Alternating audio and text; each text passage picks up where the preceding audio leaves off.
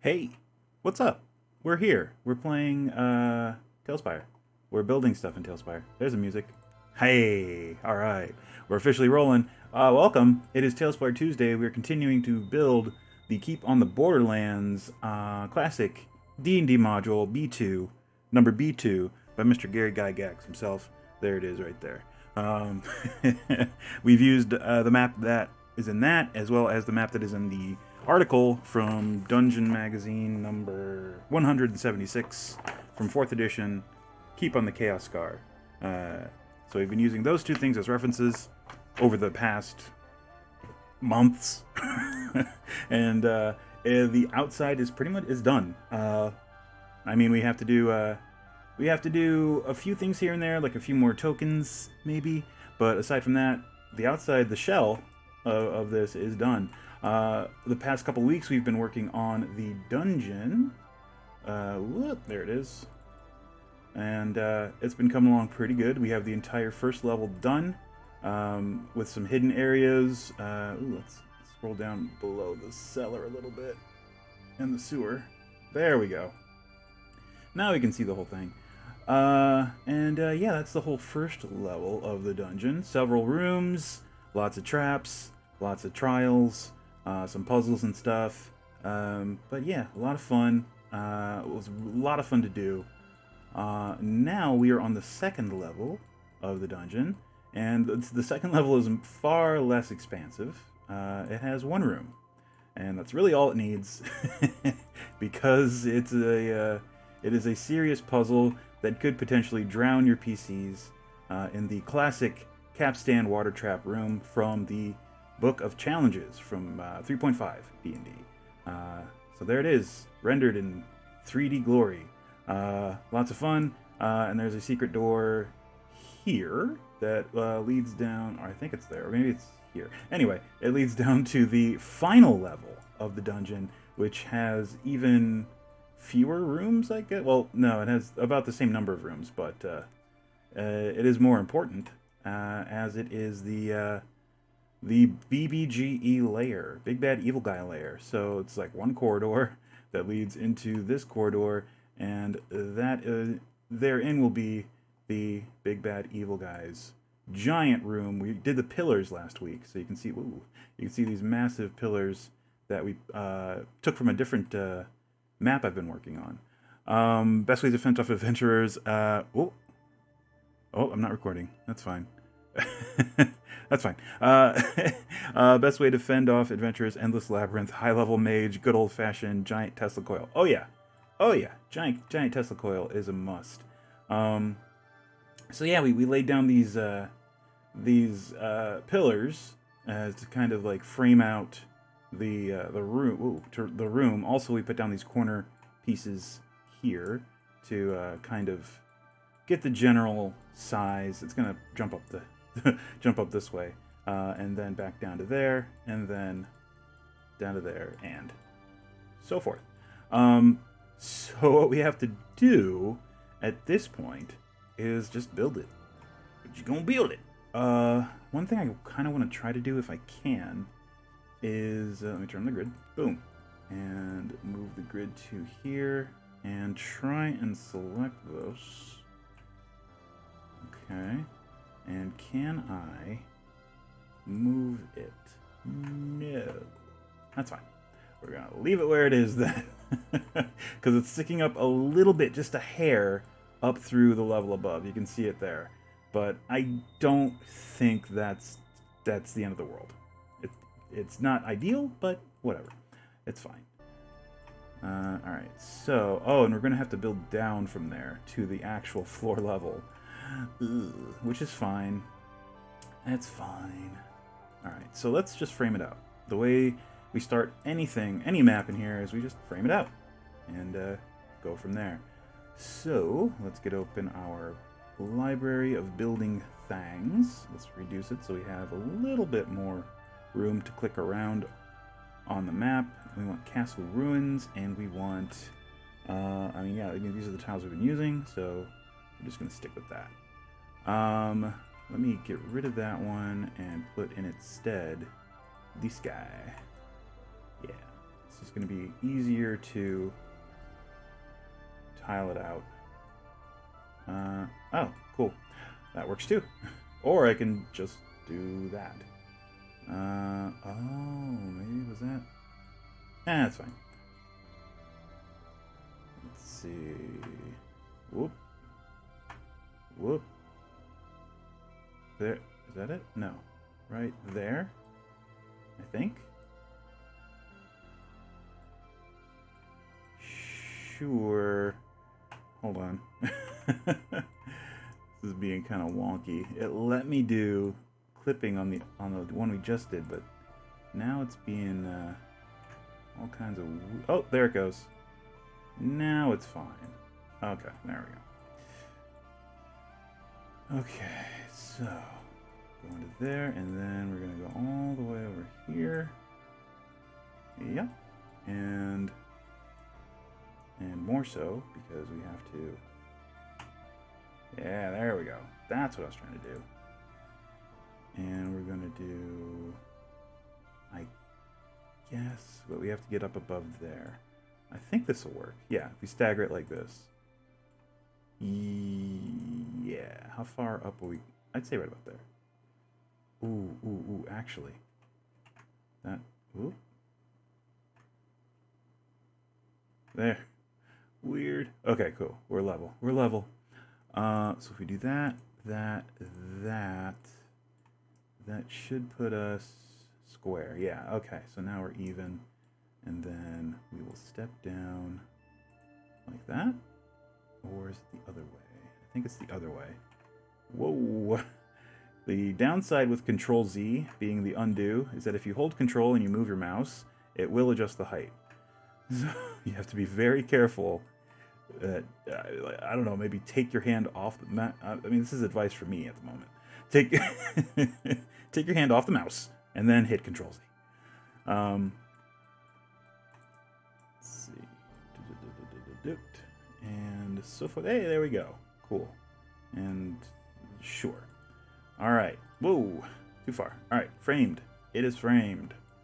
All right, and one thing we wanted to do was create areas of this room that are sort of have water. So like big puddles of water, stuff like that. So that's actually pretty easy. Since the water level's right there, we can easily do that. So I guess we want to determine, do we want to do like rings of water? Like a ring area of water? And then like the center might be raised a bit. Yeah, I kind of like that. Like it's level for a bit, and then there's water, and then it just builds up toward the center. Sure, I like that. We'll do that. All right, so let me finish. I think we'll do one more layer of regular floor, non-flooded floor, and then we will do. I think we want to make it a single layer, or let's make it a single layer. Do that and that. That. That. That. All of that. And those two, of course. And that. Those. And all the way over like that. And oh yeah. Okay, so now it's making sense. I was like, wait, this isn't where I remember doing 3 for each one over there. But yes, no, it is. It's just I was doing it backwards here. There we go. Cool. All right. So the next level of these, we're going to use the 2. It's probably going to be 2 of these wide around the room, and probably not going to be exactly square, so we're going to come in a little bit on each of these corners.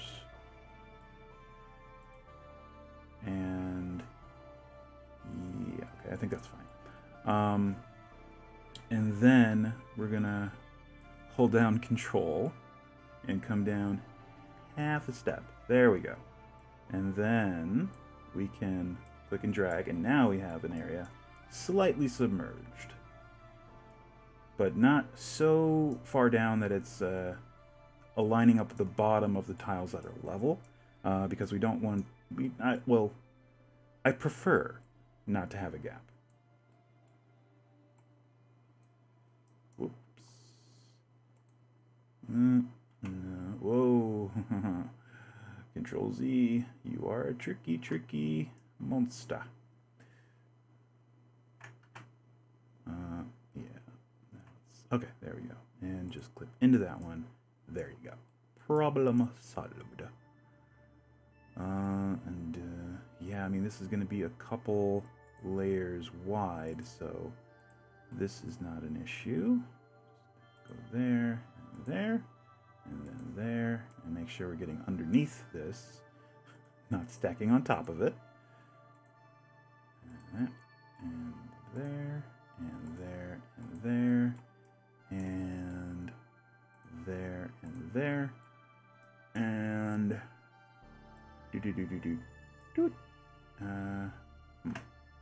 there we go. There we go. That's the easy way to do that. Just go to an empty area with the grid and hit shift, and it will level. Perfect. And allow you to clip. Okay, yeah, this is fine. And we want an extra level here, or extra layer, I guess, is the term I want to use. And to that point, and then just one there, two there, and two there, and maybe that, fill that in. Okay, yeah. Ooh. Oh, no, we're fine. I was like, wait, did I? No, we're fine. Alright, and then this goes all the way across. And then I guess, yeah, we want another... We'll do the one by ones. We'll level it with that. Is it level? Yes. Okay, so we'll do that in the corners, just down here. Whoop. What? Why does it... When I right-click after I use a tile, it jumps the grid up to a weird spot. I don't understand. Like halfway up the level I was on. Huh. Sure, whatever. Alright, so now we want to come back up to the right level. Well, actually, that was the level we wanted to be at. So maybe it knew better than I did. Sorry, TaleSpire. You were right, I was wrong. You're smart, I'm a dumb. You are very handsome, I am ugly. Do you want some money out of my wallet? Let's see.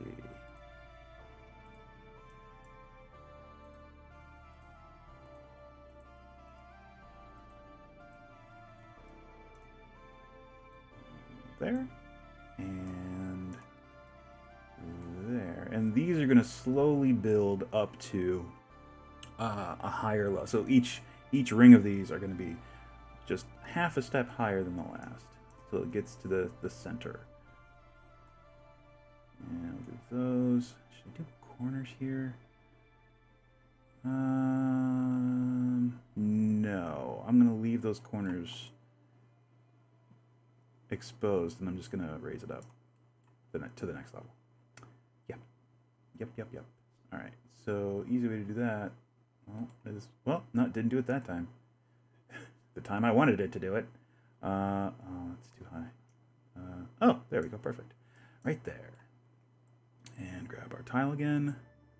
And get to work. Get to work.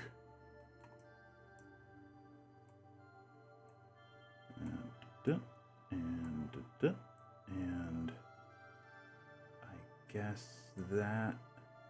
that, that, and those two, those two. Sure. All right, cool. And we'll take a sample height from halfway up the... right there. Perfect. And grab it again. And let's start at the easy. Start with the easy one.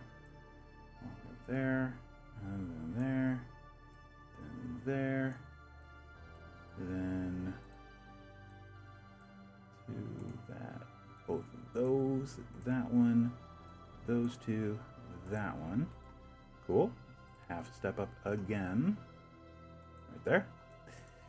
And whoops. To there, to there, to there.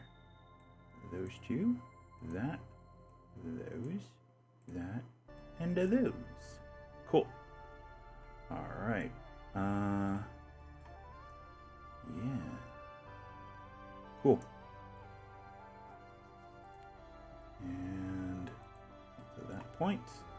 And here I think we're going to start to try to make it symmetrical if we can. So what would be the easiest way to do that? I don't know. Let's see. So that's still at that level. This is still gonna be okay. I got it. We still want those at that level. So yeah, actually that's kind of cool. All right, so yeah, we come back down, and we're gonna want this, right? It's coming out from there, and if that is that, so it comes out one, and it has that, and then that, that, and that. So that's all. Okay. Okay. Yes, that's what we want. And then come up half a step. And now everything is copacetic.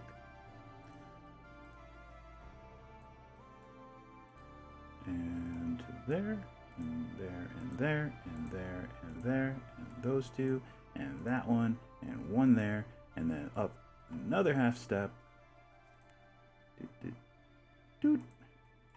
And this should be, or actually no, this is probably the second to last level,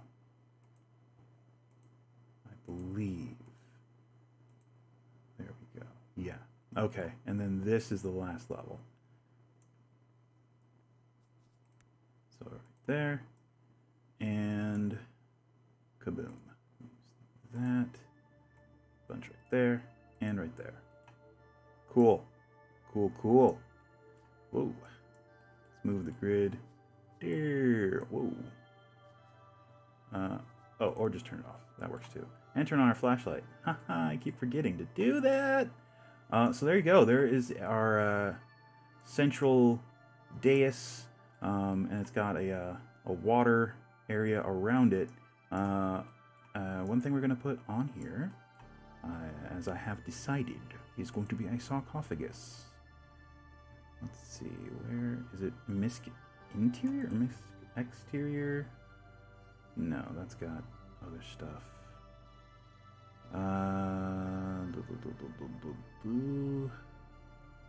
Furniture? I doubt it. No.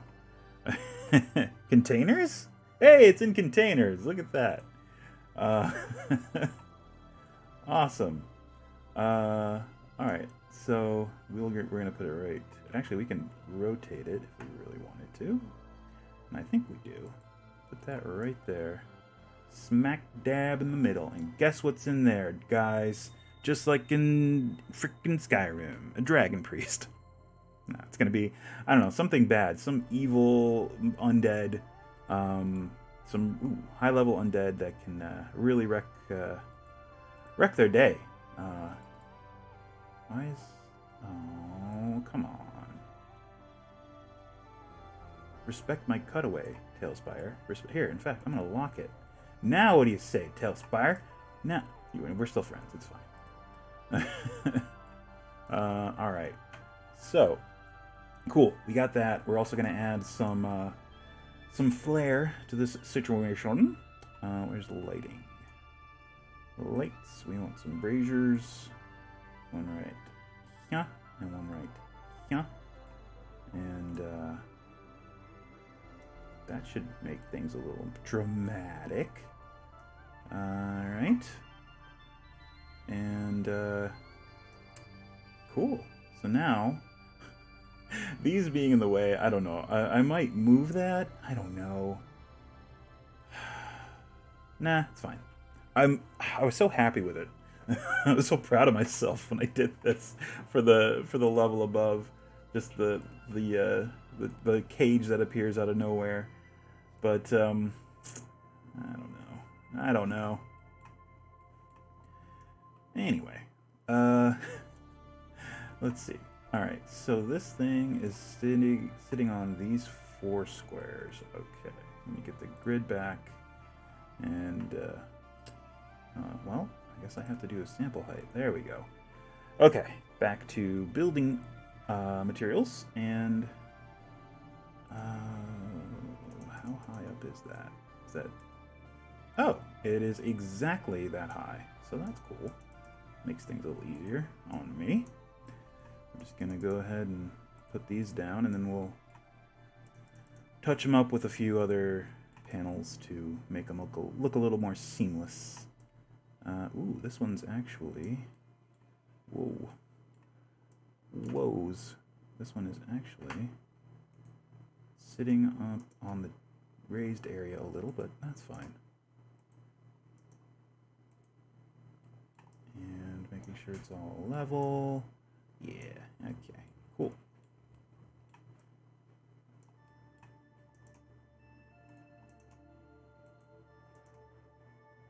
There and there. Okay. And there, and there. Alright, and let's fill these in a little bit with some of these, and we'll probably, no, we're definitely gonna do a, it's doing that thing again. It's fine. Just have to double back. For whatever reason, it won't let you place one on one of the facings of it, but if you just jump ahead and do another face and then come back, it'll let you do it. It's the weirdest. Yep, did it again. Won't let me place. So do that one, and then come back and do that one. There. Whatever. As long as it works in the end. As long as it eventually works. There we go. And there. Cool. Whoops. That's a problem. Whoa, that is also a problem. There we go. Move that back down. Whoops. There we go. And that. Yeah, that's one of the problems with clicking around. You can accidentally grab onto the tab of this bar and drag the menu up, which is kind of annoying. That's why I have it reduced down very, very small. Alright, let's see. Go about there, and we'll do this again across the seam, so that there is no seam.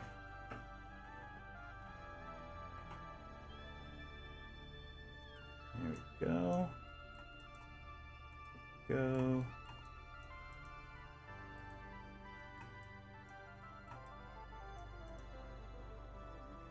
There we go.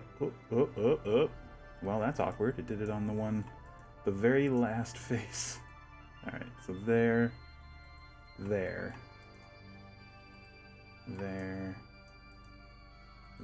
Oh, yep, did it again. It's fine. There you go. So picky. It's being so particular. There. And, oh, alright. Well, that time it was actually cooperative.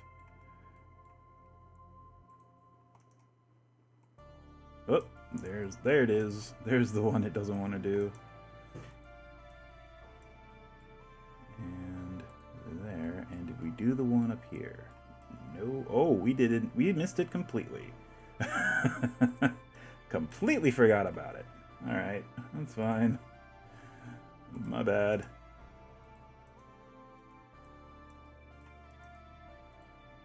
Okay. And then some of this.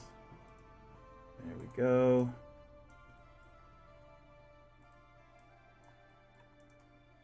There we go. Okay. Do we do this side? Yes. All right. And then to there-ish. Yeah, about there. It's fine. Oh. There. Yeah. Doesn't want to do that one. It's fine. Do that. That and that.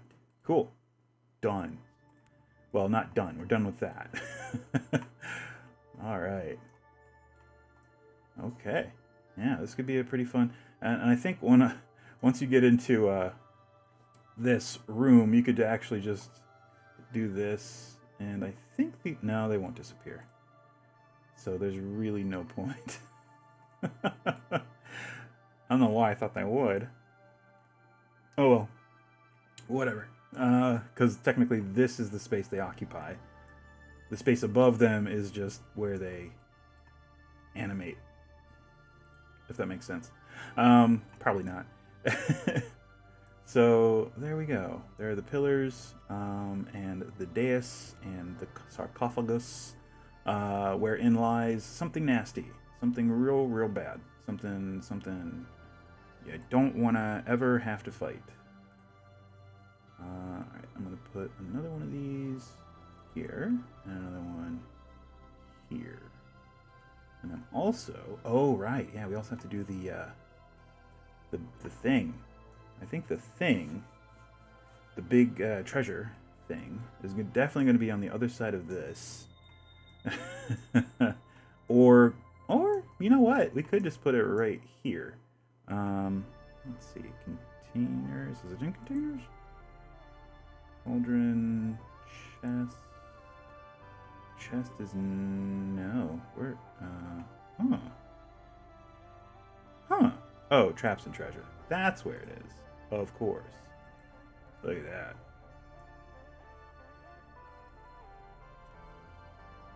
Sure. That's a big, enticing chest. Treasure chest. Yeah. Probably about there. So maybe the players don't see the sarcophagus first. They come in and they're like, oh look, a chest. Yeah, that's blocking the sarcophagus. At least from that perspective. If you get a bird's eye view, oh look, a sarcophagus. Alright, cool.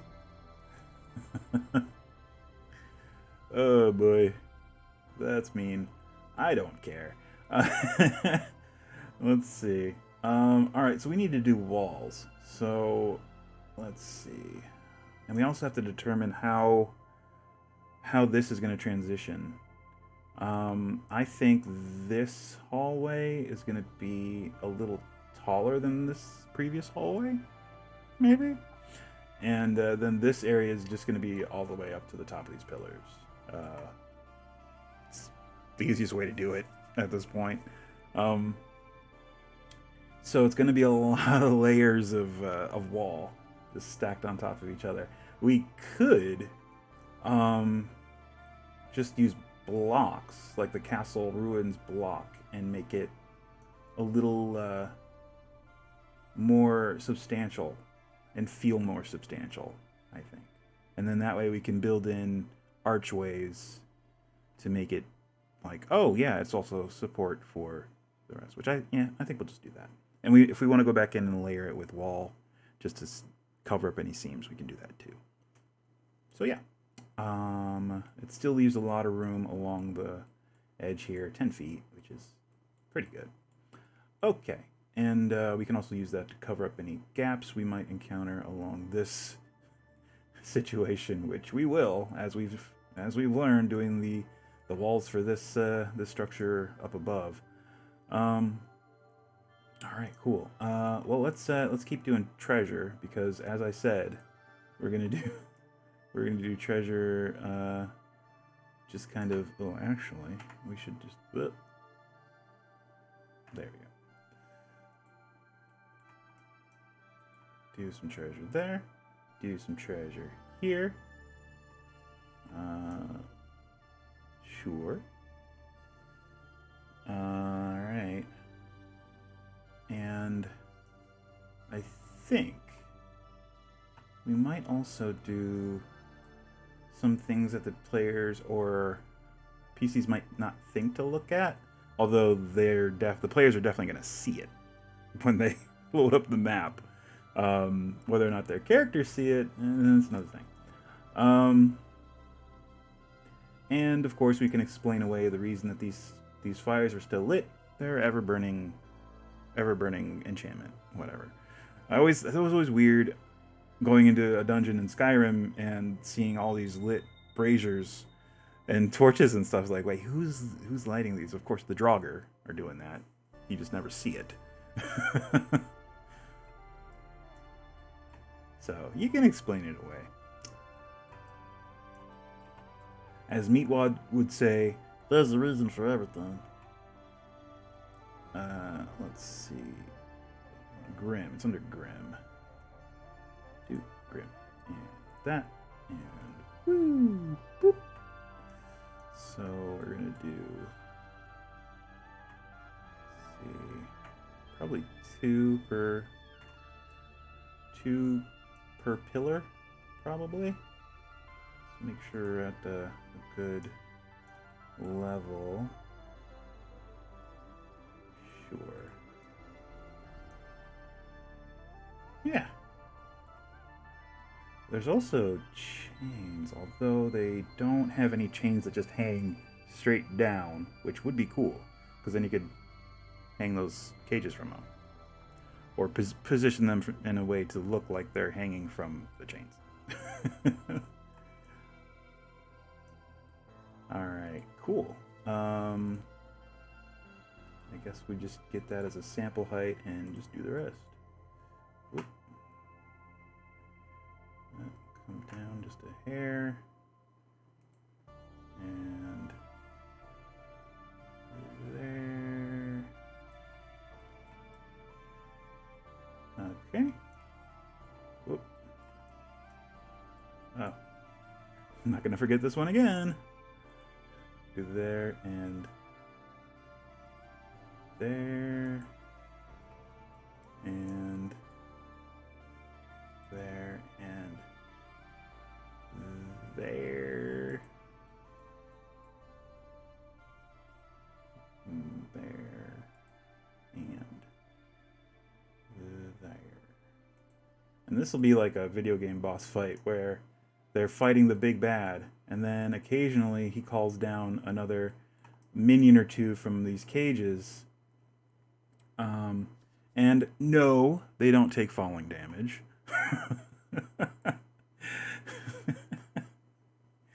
I don't know. They would be, I guess, whites. Whites are nasty. But at, I don't know, at the level that they're going to be at, level 12, what's a really good undead shock troop that you can throw at them? Here, let's take a look. Let's see here. Let's go into my D&D Beyond page that I have open all the time.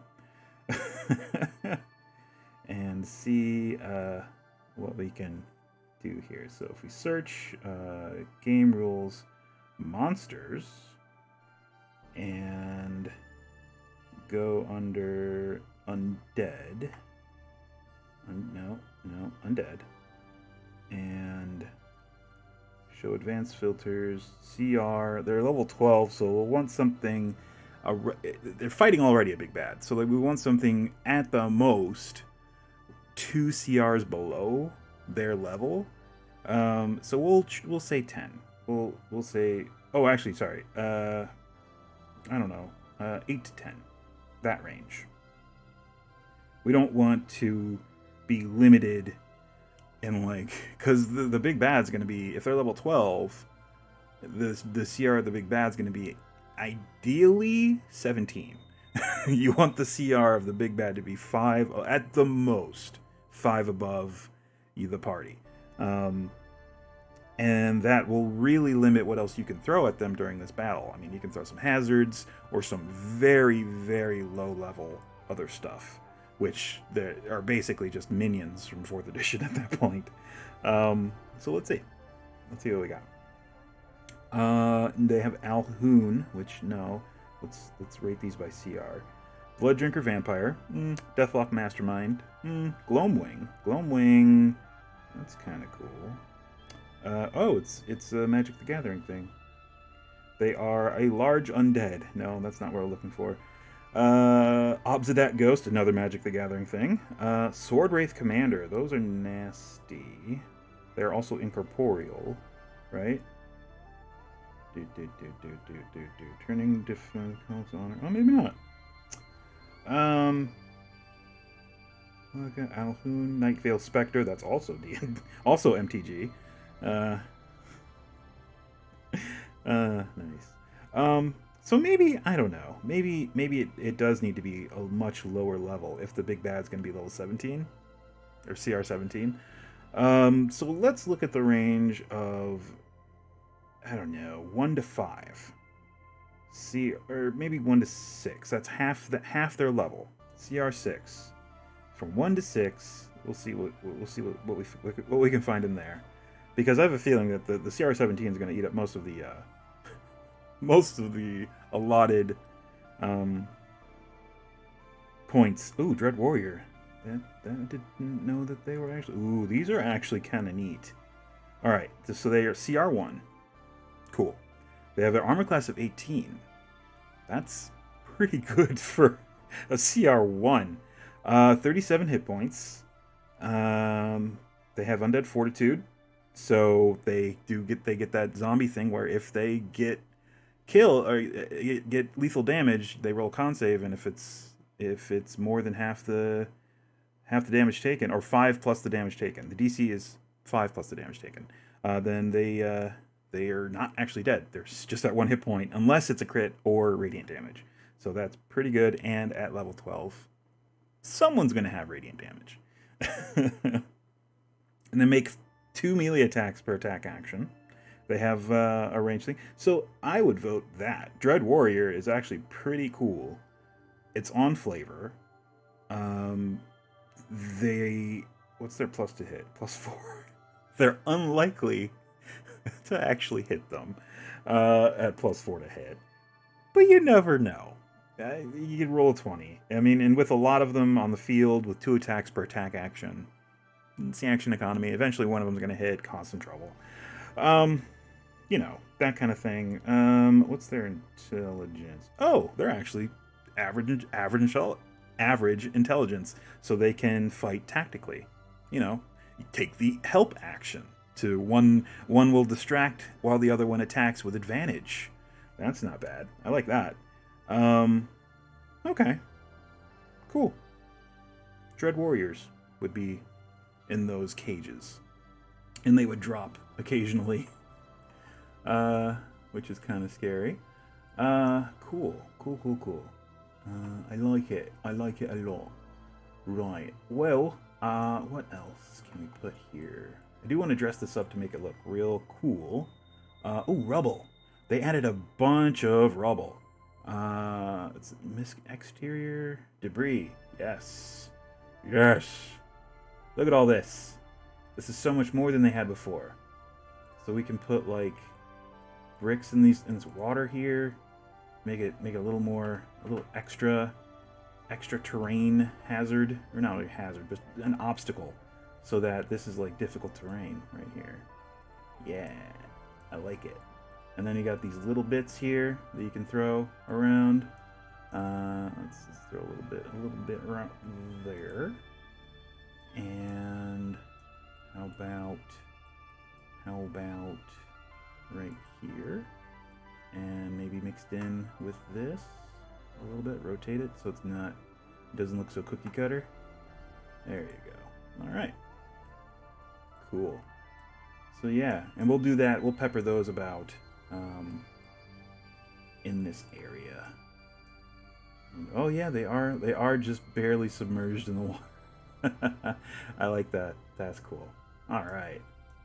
Yeah, that definitely dresses this place up. Makes it look a little more wear and tear. Like it's an actual, not so clean and fabricated. I mean, it is fabricated. We're fabricating it right now. We can't deny that. But this gives it a little bit more flavor, which is cool. All right. Cool. All right, let's do the walls. We said we were going to do the walls. Let's do the walls. We're going to use the stair block, quote unquote, for the Castle Ruins tile set. And it's going to come out to here, and I think here. That'll give them a very narrow perspective at which to view. And I'm also just going to do the corridor the same way.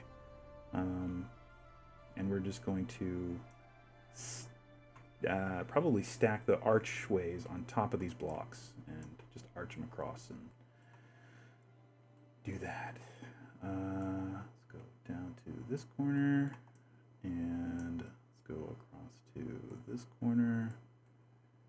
Yeah, whoas. Whoop, nope. And yeah, I guess we're doing that. Yeah. All right. So come out to there, and then there, and then come out to there, there, and then come out to there, and so on.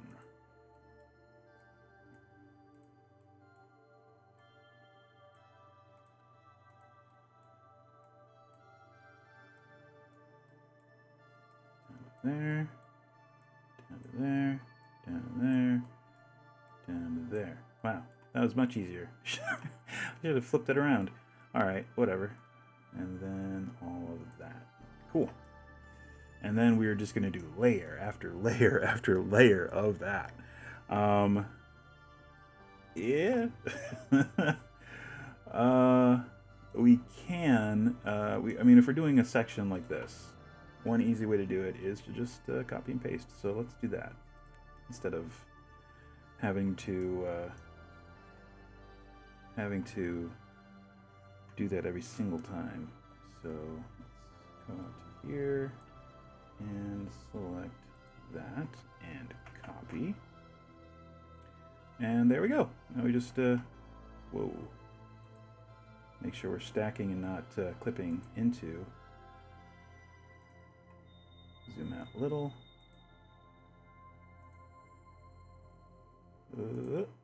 Oh, okay. So I think right there we're at our height. Yeah, I think. Can we come up one more? I think we can. I think we were just. All right. So we're just. Whoops. Whoops. Here, hold on. There we go. All right, and we just scroll up a little bit. There it is. Oh wow. that is just level with that. All right, maybe instead we're gonna have to come in to the halfway point here. Halfway point. There it is. And clip it in like that. Nope. We gotta come up a little bit. Nope, not there. We go. Just about there. Because if we make it level, there we go. Then, or do we want it just below? We probably want it just below, honestly. So come down a little bit. Oh, just a hair. Boop. There we go. And flip in right there. There we go. Yeah, that's level with the floor above. Okay, and that's what we want. Okay, cool. And the good thing about this is we can just let me cut away a little bit. Oh no, you're supposed to cut off. Why is that not cutting away? Cut away. There we go. All right. We can let me get a level. Okay, we can flip it and do it the same right over here.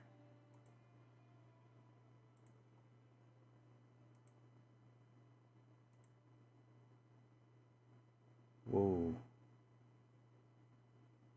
We all ready? How are we all ready?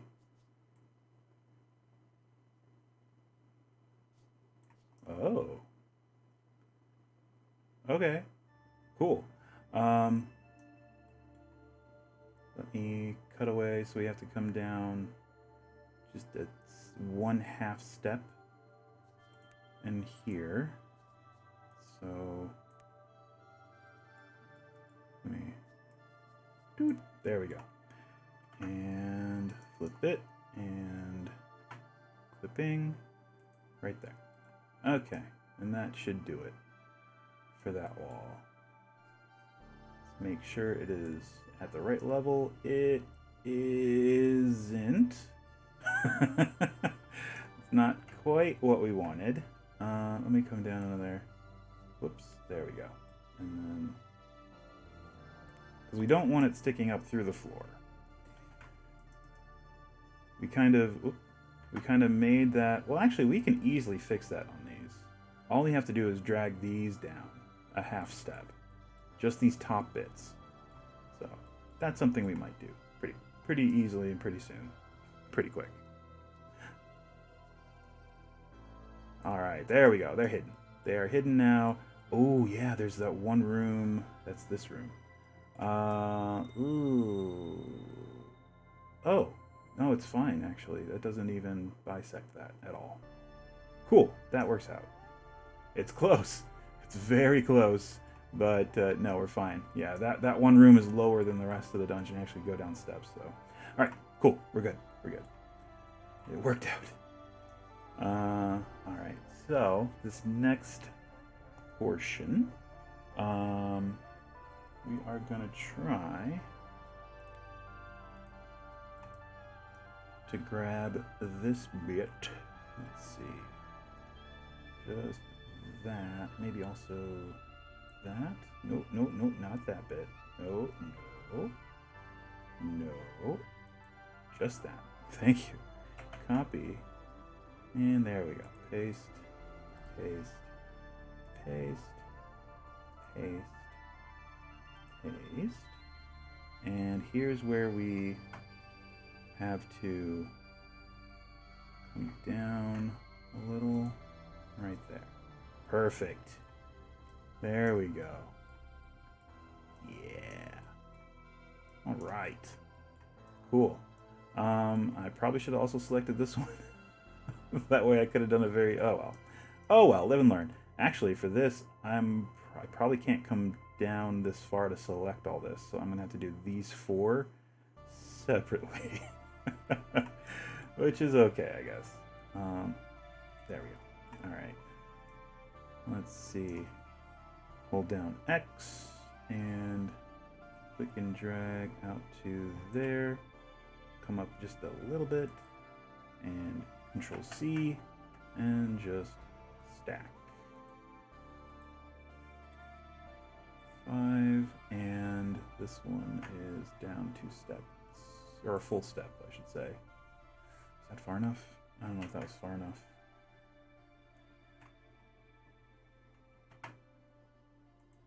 There we go. Perfect. So easy with all the shortcuts. So this, we're just going to do this. The easiest way to do this without having to worry about clicking and selecting and all that fun stuff. Come up to about halfway.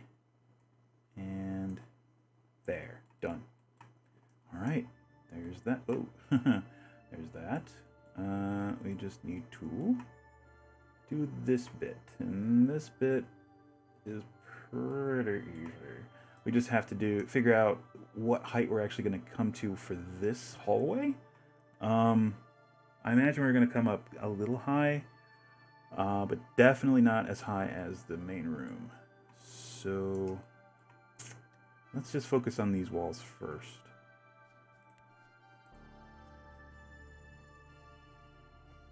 X to there. Oh. And copy. Did you copy? Did you copy? It did not. Okay, let's try that again. Hold on, X, and again, no. Hold on, X, click and drag. Come up. Oh, I see. I'm above it. Interesting. All right. What the crunch? Hold on. What is this doing? Do I need to... Oh, wait. Oh, hold on. Let me come up halfway. There we go. That might help. There. Huh. Copy. All right, you know what? we're just gonna lay down layers. We're just gonna do this. For some reason, not cooperating. And yeah, we got one more actual layer, and then the half layer, which is right there, I believe. Maybe. It's hard to tell. Let's see. Nope, that's too high. Down another half step. Boop. And there. Yep, cool. Done. Donezo. Let's get this at the right level. There we go.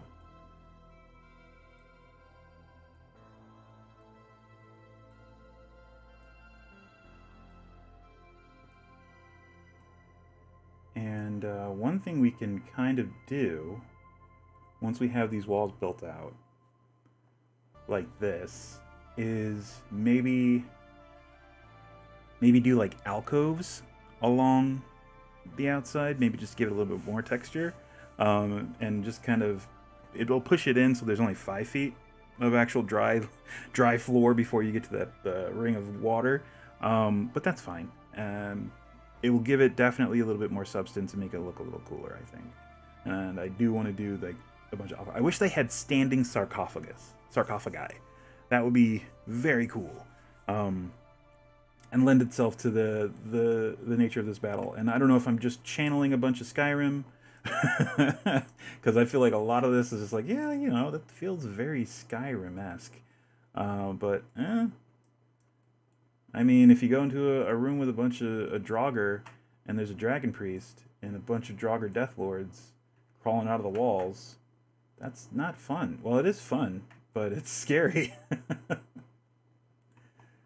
It's not fun if you're low level. Then you're just kind of screwed. Oh yeah, one thing I'm definitely going to do here. Oh, but we can't do angled archways. That's fine. I think we can do something there. Anyway, we'll come to that we'll do that when we come to it. For now, we're gonna figure out how high we're coming up here.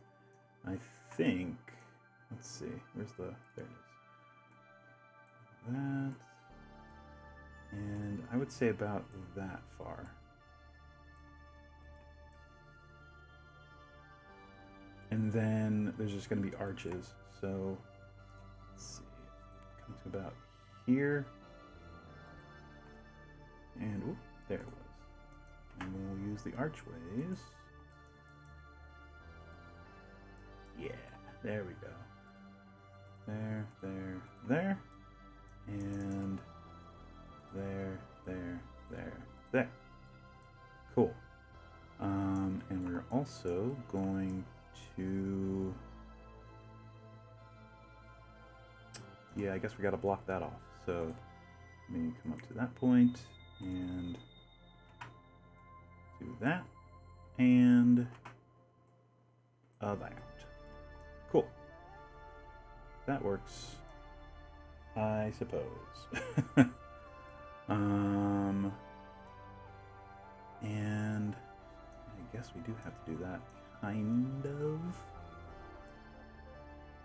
I don't want to block out too much of this arch, but we do need, I do want to keep this kind of sealed. So let's see, grab that and and and also I'm gonna have to come up to about here, and we'll use the floor, just this one, and just in the central bits, so like that. There we go. Cool. That works. And oh, of course we're gonna need to build the wall up from there. Oh, and also we're gonna have to do another archway into this space. Where was it? There? I think it was up there. If not, we can always raise it up. Pillar, there it is. So there. And there. No, it was a little lower. It's fine. There we go. Alright. Cool.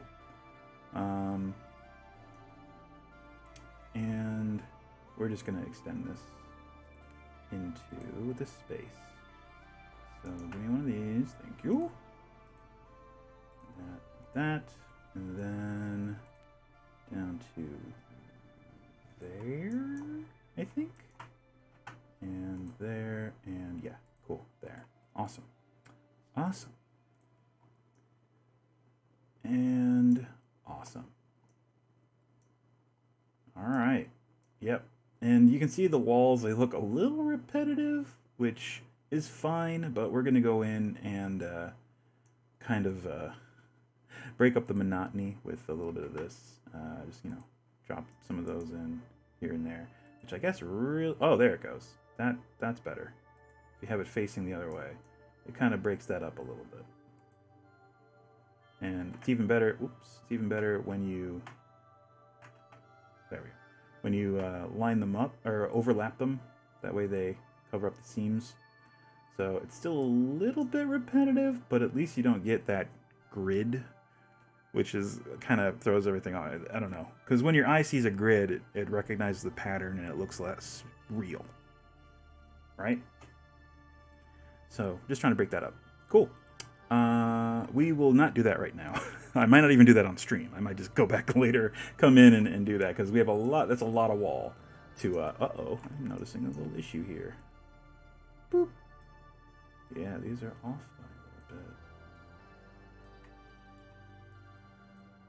That's fine.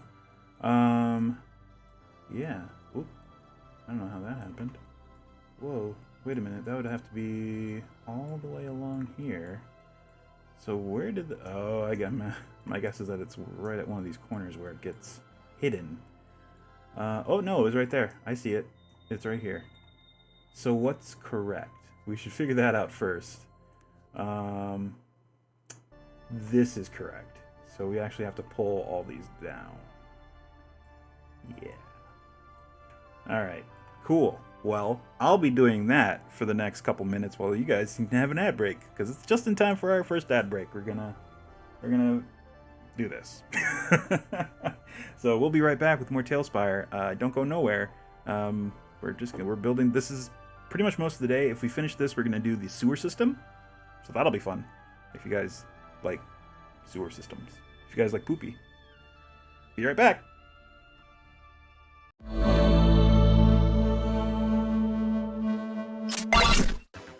Hey, we're back. We are back to this.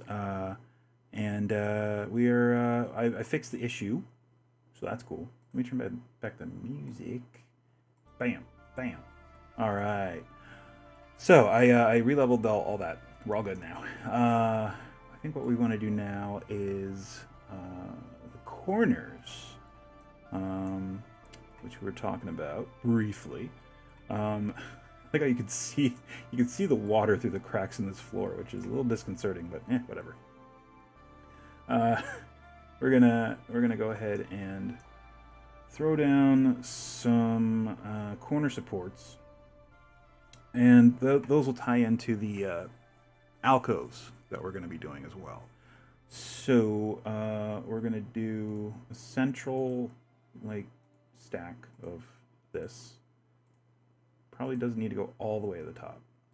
And also, actually, easiest way to do that is just to grab that copy. Are you gonna copy?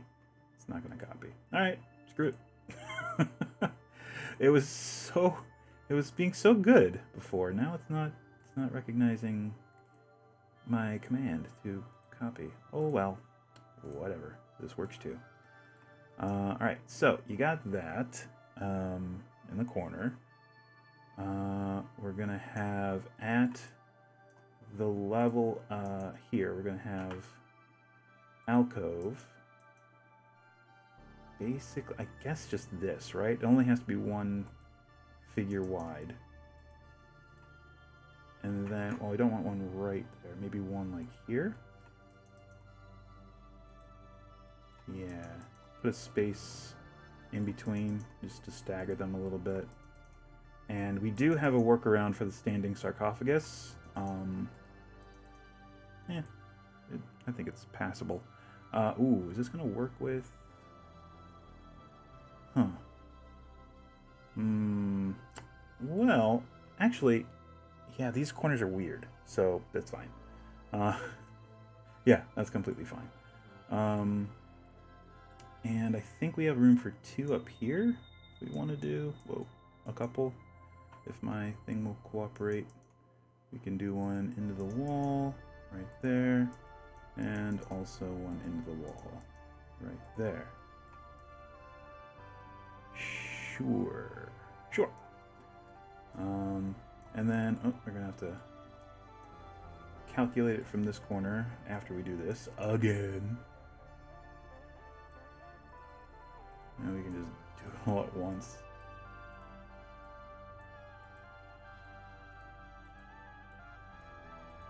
There we go.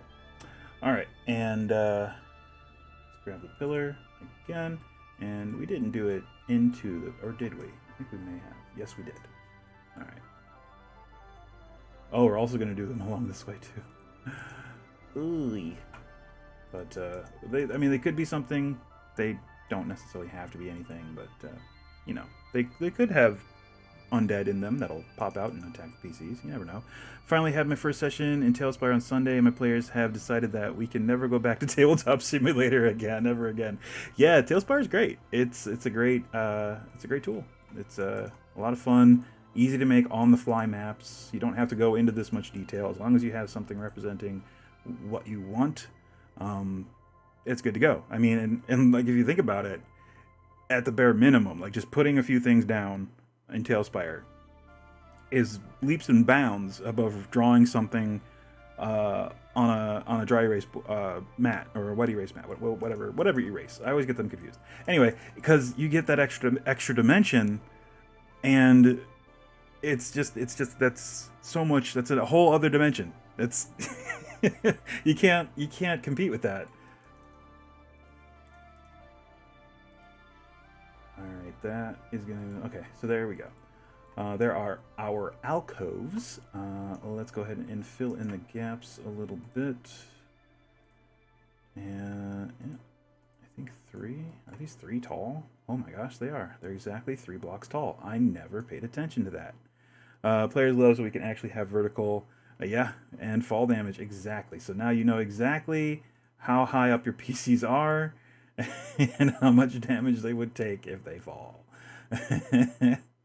Which is a double-edged sword for the players, but it's great for GMs. They're like, oh, I know exactly how much damage you're gonna take, because we've been keeping track of how high up you're actually flying. So here we go.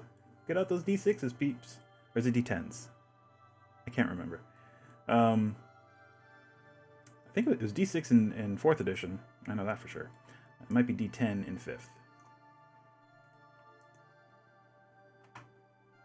Let's see. All right, we're doing alcoves, folks. Alcoves. Ooh, this works out. I didn't want to put this right at the entrance, so cool. That will actually help. And one here, and one here. Perfect. All right. D6 in 5 for every 10 feet fallen. Nice. Okay.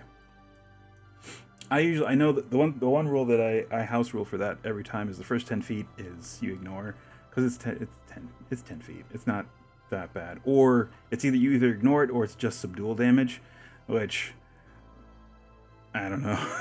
I don't know about that. Because yeah, if you mix that in with real damage, it gets confusing. Alright, so we have the alcoves. They're a little, we do need to kind of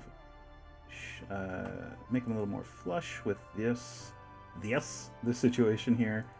Let's do that. And, oh, we didn't put blocks over here. We have to do that. 3 blocks. 3 blocks.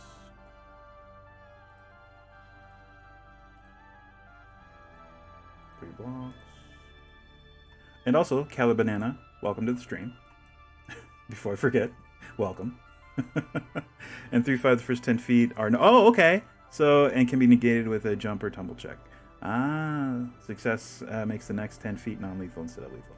Cool. So it was the house rule. I was just remembering a rule that I thought I forgot.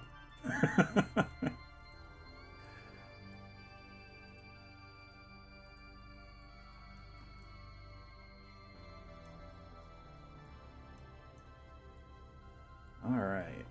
Okay, cool. So we have our... Oh, was there a gap over here? No, those are right up against each other.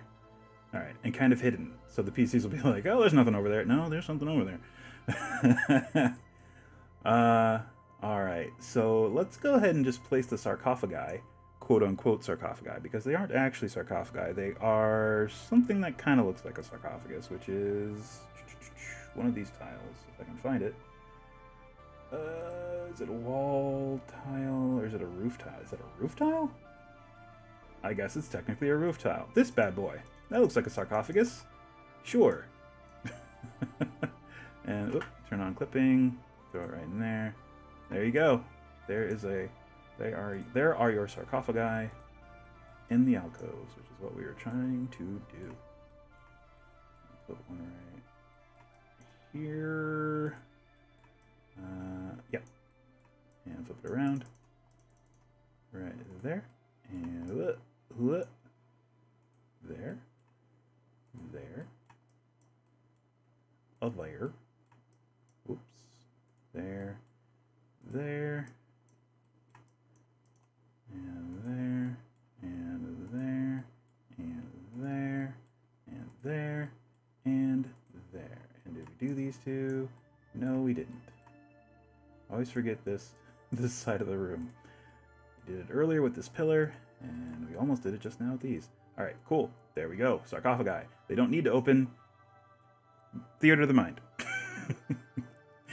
Still a thing. Still very useful. Theater of the mind. So a very versatile tool. Alright. Cool. So now we just want to fill in these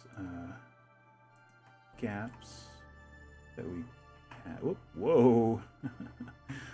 That's not where we want to be. Whoops. Whoa, whoa, whoa, whoa, whoa, whoa, whoa. There we wait.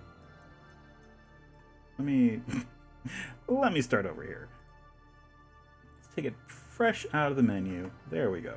That's all we're trying to do. Come on, TaleSpire. Help me help you.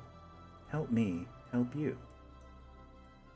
Drop them there, and one there, and there.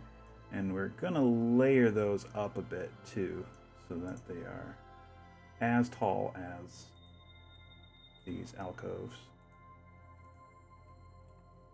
Which I suppose the easiest thing to do, now that I'm almost done, and now I'm done, would have been to have stacked two the way I wanted. Like that, and then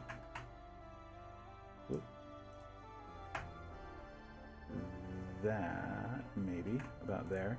And then just selected that and copied and pasted it. But I'm a dumb and didn't do that. So now I gotta go back through and place another layer. Hindsight, right? Hindsight has dark vision. That's what they say. Whoops. True sight. Hindsight, it has true sight. Up to 120 feet.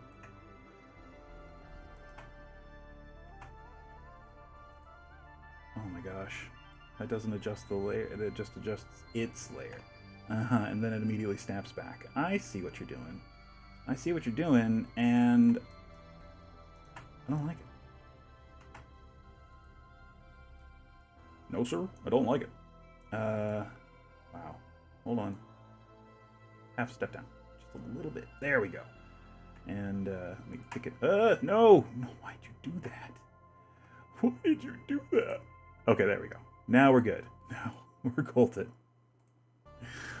Oh my god. There we go. Okay. Okay. Everything's fine. Yeah, I probably should have done some. I guess it doesn't matter. Debating on doing some on either side of the actual entrance of this room, but meh.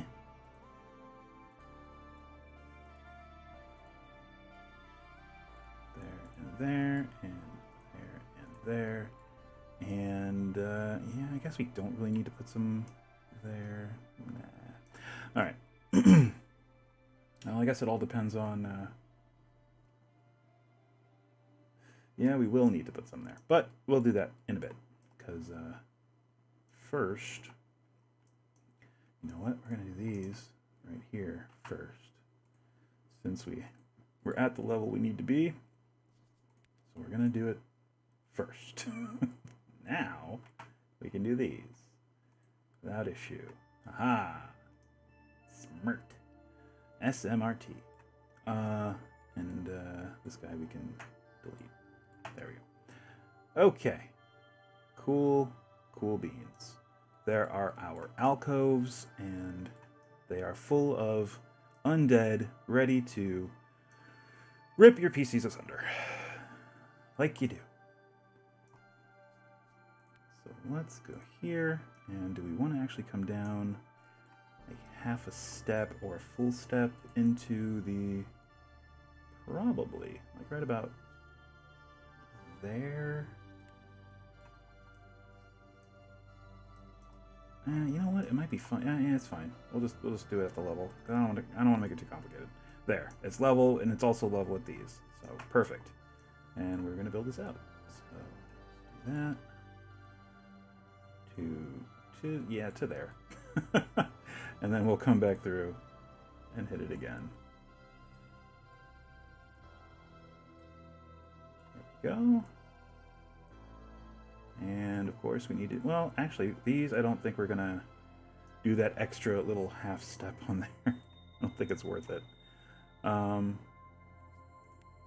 Sample height, and grab that. Layer, and layer. Cool. And of course, like a dumb idiot. Hold on. There we go. Perfect. At least now I have something to reference on placing that second little wall piece. So there you go. All right. Well, that's one side. Done.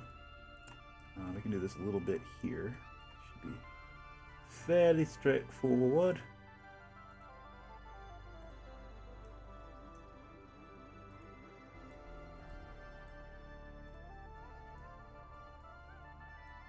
There we go.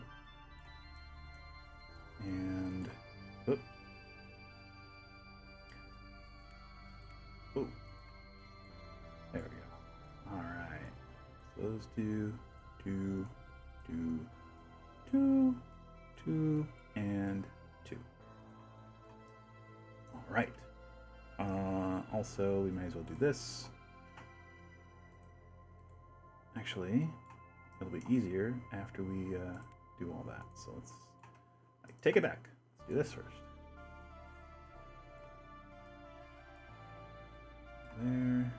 Zoom out. We can do this a lot easier if we can see more of the area. There we go. You know, the smart way to do it. And grab one of these. Shift, turn on toggling, hold down control, float it up to the level we want, and it's there. Cool. And now we have this bit, which should be easy.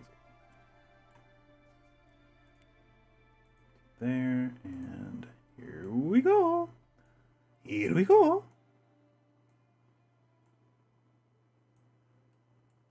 There, and is that?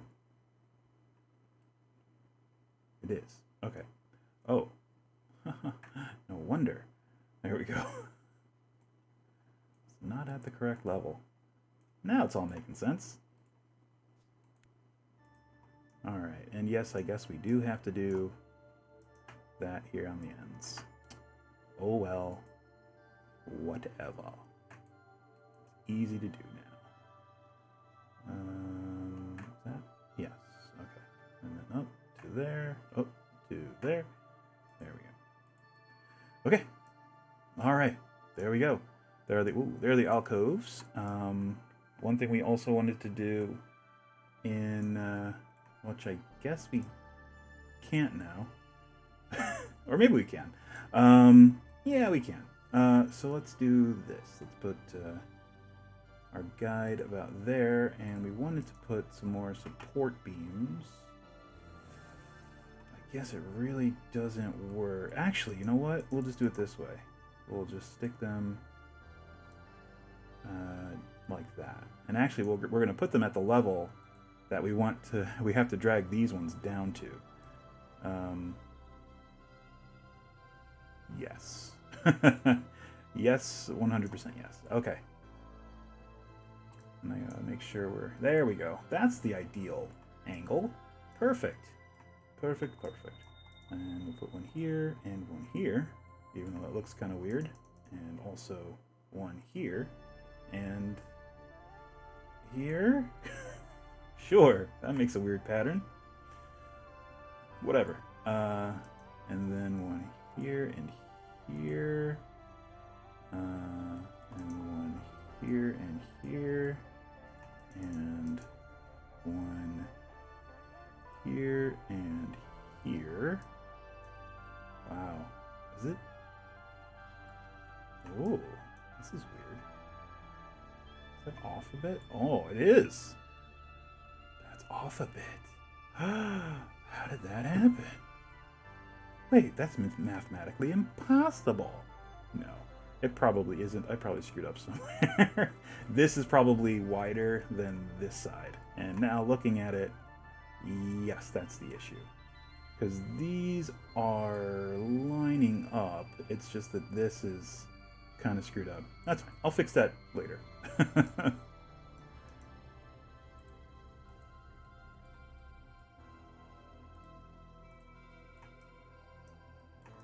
It's the little things like that that you don't notice until the pattern shows it to you. There we go. All right. So we got the archways that arch into the walls for more support. Let's see here. All right. Looking cool. Looking cool.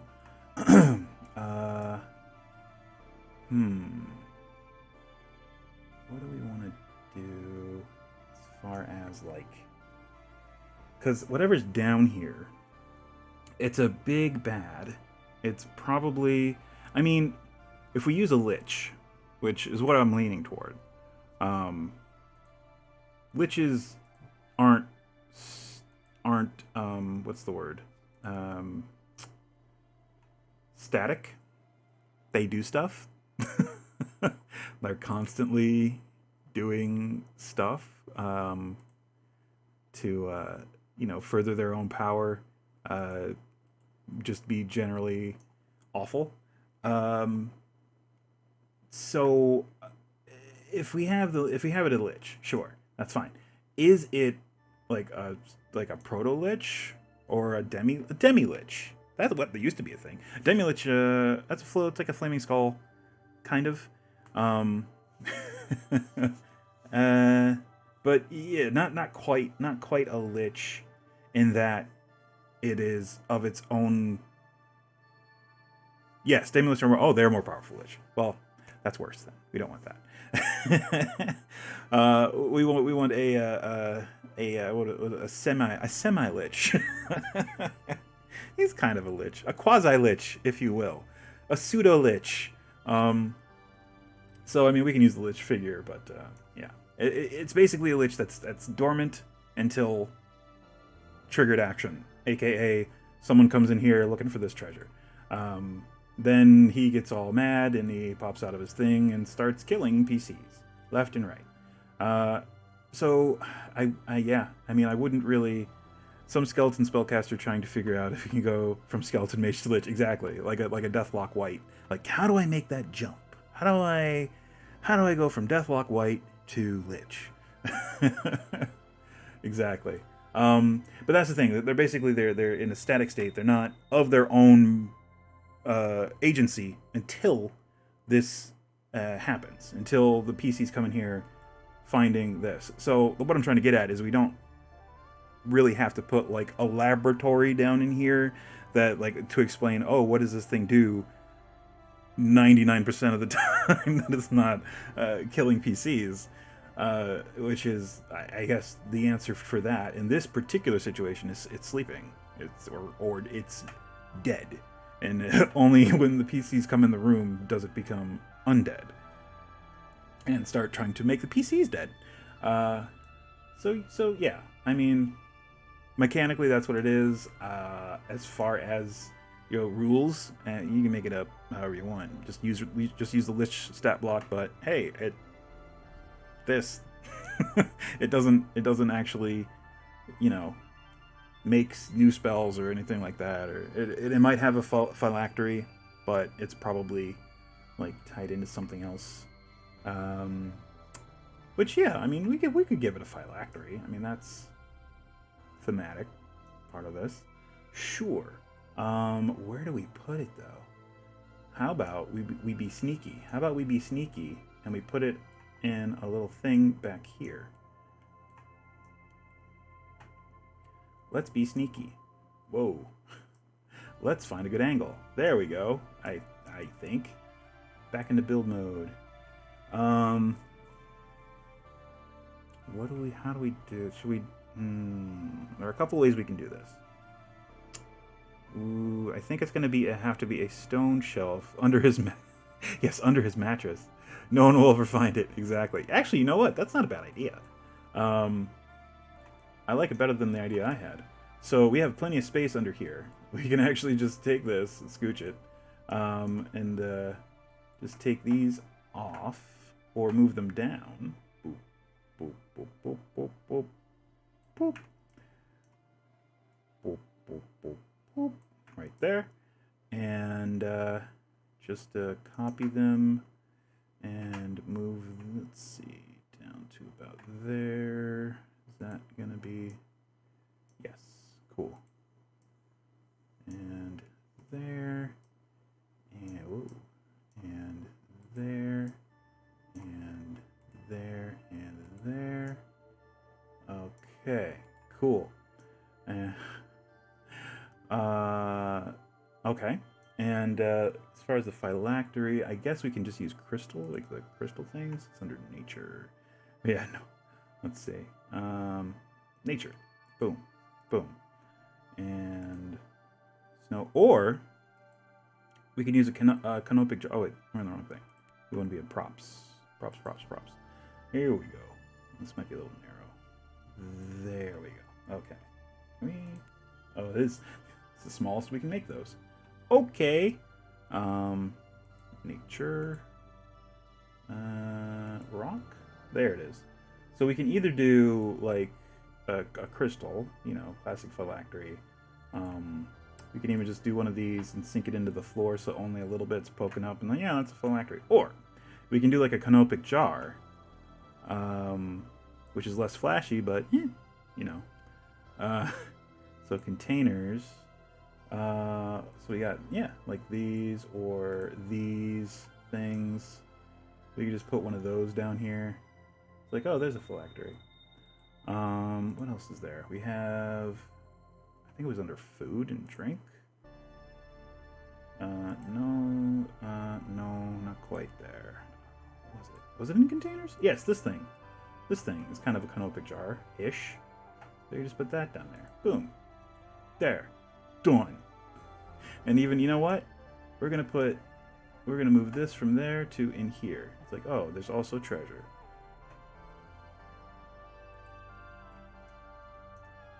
Treasure and his phylactery.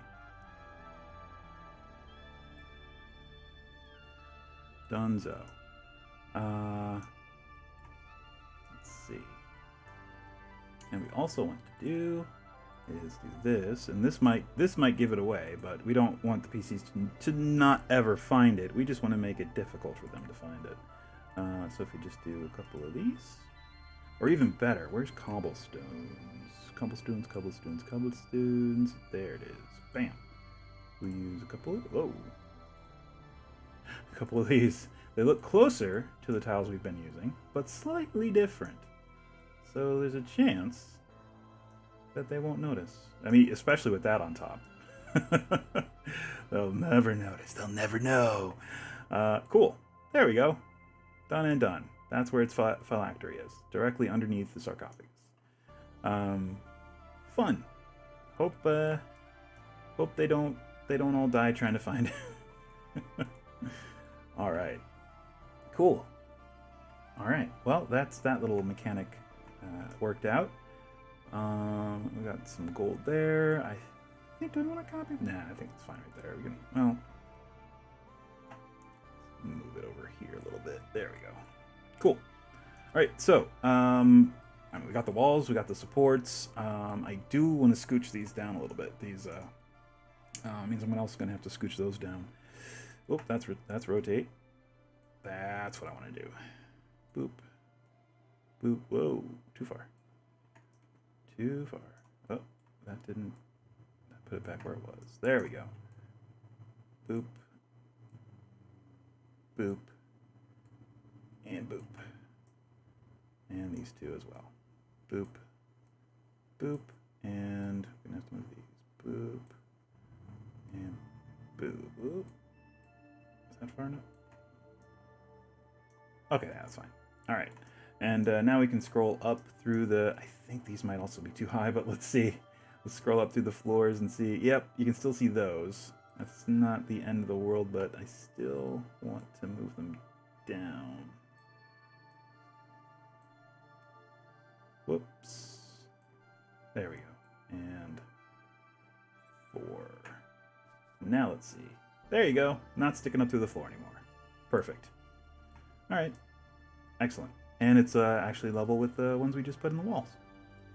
Cool beans. All right, let's do this real quick, and then we will move on to the next task, which honestly, I don't know what it is. Probably just more debris around the room. Just try and dress it up as good as we can, as best we can. Make it gooder. Make it good and stuff. There you go. That's perfect English. Perfect English. Public schools at work, folks. Public schools at work. There we go. Bam. Bam. Bam. Bam. I have to say that this feature, this new feature, this is one of the new features. You used to not be able to do this. Used to be, in my day, back in the dragon build, you'd have to replace all these tiles all over again at the level you want them. But yeah, being able to come back through and lower them individually. Whoa, that's not what I wanted to lower. Okay, there we go. Down. Down. There we go. Alright. Okay. I'm not sure if this mess is reading the way we want it to. This at least looks kind of like what we want. Yeah, this whole situation. Yeah, I'm gonna have to fix that. That's fine. Is that really that far off? Maybe it's just... What did we do? I don't even know. Hold on. So it's 1, and then 2, 2, 2, 2. 2, 2, 2, 2. Yeah. How is that off? I have no idea. Oh, did we... No. Oh, I see. We did it wrong over here. That's what we did. We're just dumb. Alright. You know what? We're just going to get rid of these. Cause, yeah. There we go.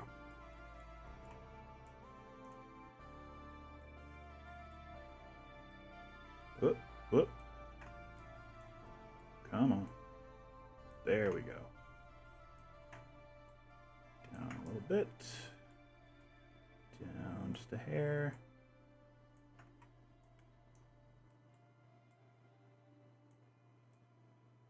Whoa, whoa, whoa. And I will say the added bonus in TaleSpire of having collaborative, being like it's a collaborative and it's baked into it. Like as long as your other, you can give your PCs DM permission, and they can help you build stuff as you're playing. As long as you don't mind them having the DM permission and being able to see areas you may have hidden or anything like that, which is what Z does with us on his games. We all have DM permission, so we can see most of the board. We just have to be, you know, not metagame. Which is, so yeah, it's like, all right, my character does not have this information, so I have to act accordingly. And constantly keep that in mind. Okay, there we go. But it certainly does make the GM's job a lot easier when making maps. You just be like, all right, look, we need a quick battle map, or we need a cottage, or we need I don't know, whatever, and you can, as a group, easily just get it done real quick.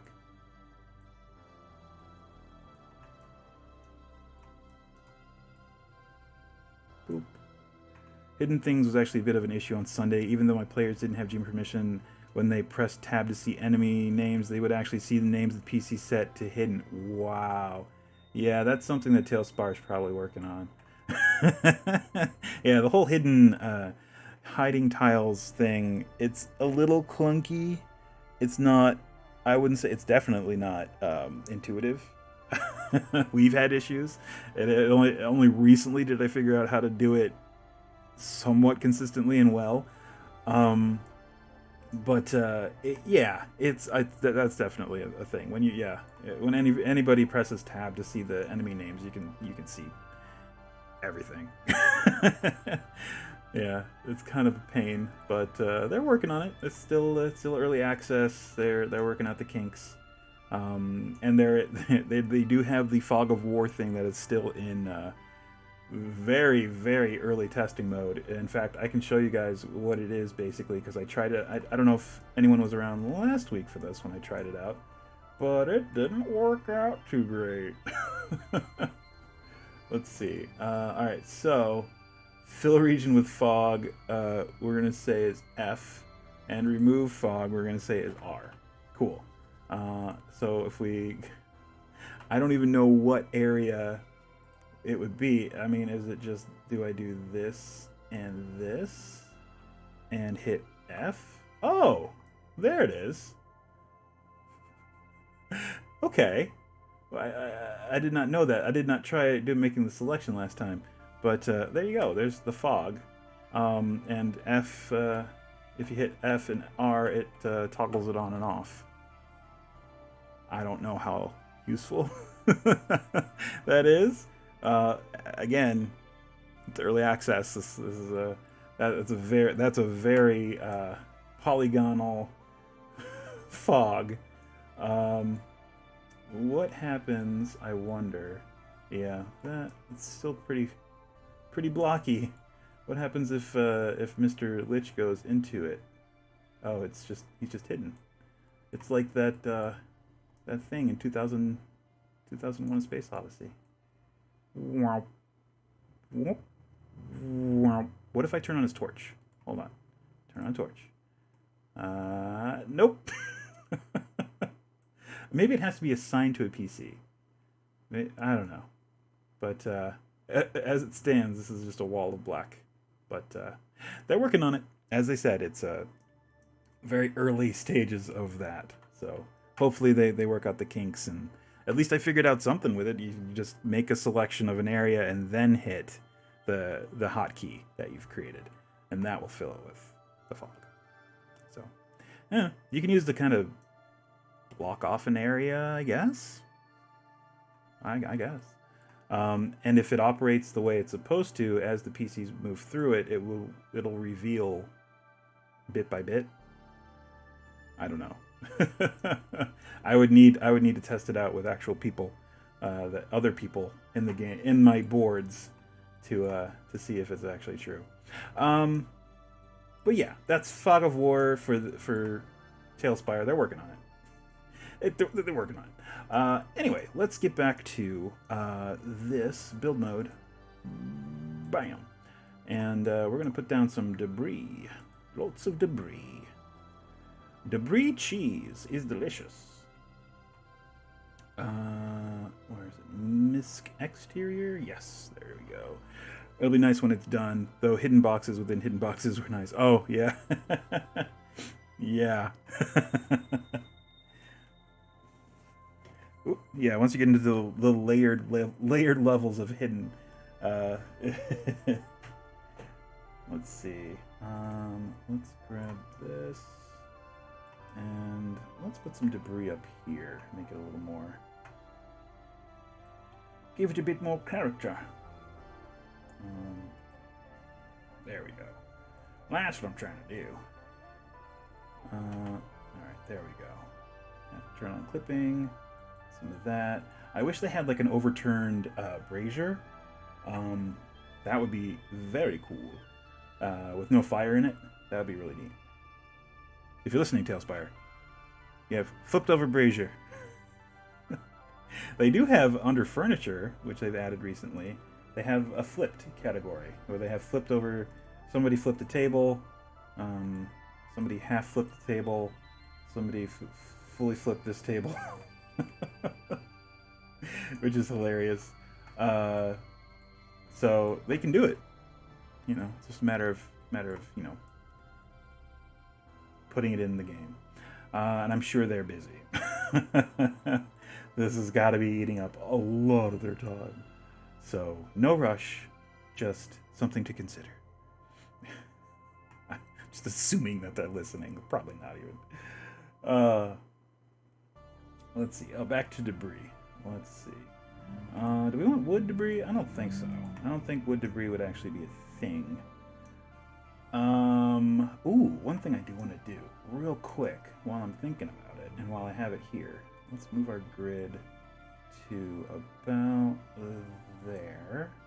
And we're going to do some gargoyle heads to make it look cool. Like that. Yeah. Yeah. Make it look cool.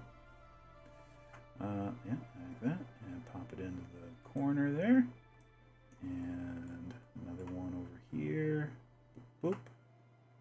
Right there. And uno más.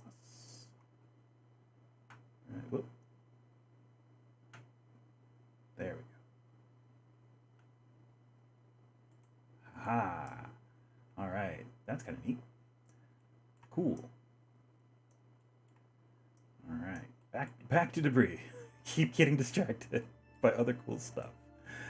What is it? Oh, neat. That is a new one.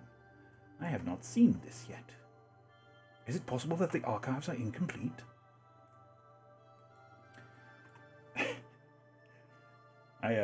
Me and the wife started rewatching Star Wars from the beginning, and oh my god, those first few prequels are rough. Oh my god, they're rough. It's a tough go, y'all. I came up on the original Star Wars when I was but a wee bairn. I was all about Star Wars. We had Star Wars figures that were claimed by my father's lawnmower over and over again. Because, we played in the yard. We left them in the yard, and when my dad went out to mow the lawn, blood for the blood god, I guess, or plastic for the plastic god, whatever. Yeah, we lost them. I know we had a Chewbacca. I know we had a Darth Vader. But they're gone, long gone, eaten by the lawnmower ages ago, decades ago, gone before that time. Anyway, I mean, I was too young to really appreciate them when they came out, but we had all this stuff. We had the Star Wars sheets. We had Star Wars frickin' T-shirts. There are pictures of me with the friggin' Star Wars T-shirt, and I don't know if I knew what it was at the time, but I'm sure I knew enough to like it and be like, oh, Star Wars, I love it. So yeah, the prequels, they came out when I was in high school, and everyone I think who liked Star Wars was excited. It's like just to see more Star Wars in the theater. So there was that period where they're like, oh, it's great. Oh, it's great. And I'm sure some people still think that, and they're entitled to that opinion. However, there are some things that I think are objectively bad about them. Specifically Jar Jar Binks. And I will die on this hill. I don't think I need to.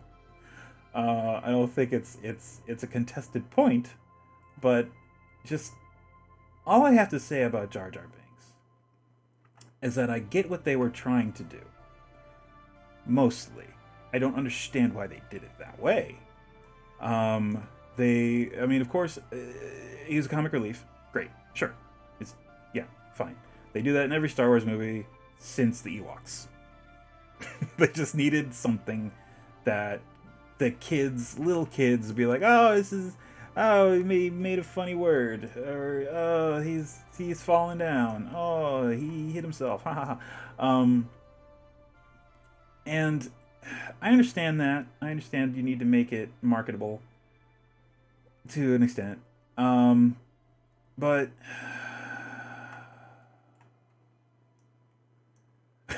I think that's my only. I think the easiest way for me to I don't know, speak my opinion on it is just a sigh of exasperation. That's it. The approach that they took, no, and this got moved. Oh, this used to be in Castle Ruins. They moved it. Nice. It used to be in Castle Ruins, and it used to take up a full square. Ha ha. Ha ha ha ha. I like. Anyway, back to the issue of Jar Jar Binks. I don't like Jar Jar Binks. For the obvious reasons, and for the more, I don't know, the unfounded, I mean, I'm sure it wasn't their intent, but he feels a little racist. Being African American myself, I feel that Jar Jar Binks is a little too, I don't know, a little too flavorful, to put it kindly. And just the decisions that they make with him. I mean, Jar Jar Binks, he's the comic relief, and he's also supposed to be your insertion into the world, because you can't really, especially with the first one, the first prequel, you can't really empathize with either Qui-Gon or Obi-Wan because they're very cold. They don't emote. In the first movie, they hardly emote. So it's just like, I don't know why. I can't understand how they're this calm with all of this going on. That kind of thing. So they doubled down on the insertion, making him overreactive and absurd. And I don't agree with it. I don't like it. They could have been handled it so many other ways. I would go so far as to say, you don't need a comic relief. You don't. You can just write better. Insert comedy in other places that organically. Don't pile it all onto one character and be like, okay, that's good enough. I mean, in the pitfall with that is if you pile it all on one character and it falls flat, then that's it. You have no other outlet for the comedy. You've put it all on one horse, and that horse died right out of the gate. Okay, well, I guess we're screwed. Man. Alright, that's my rant about Jar Jar Binks. Back to this.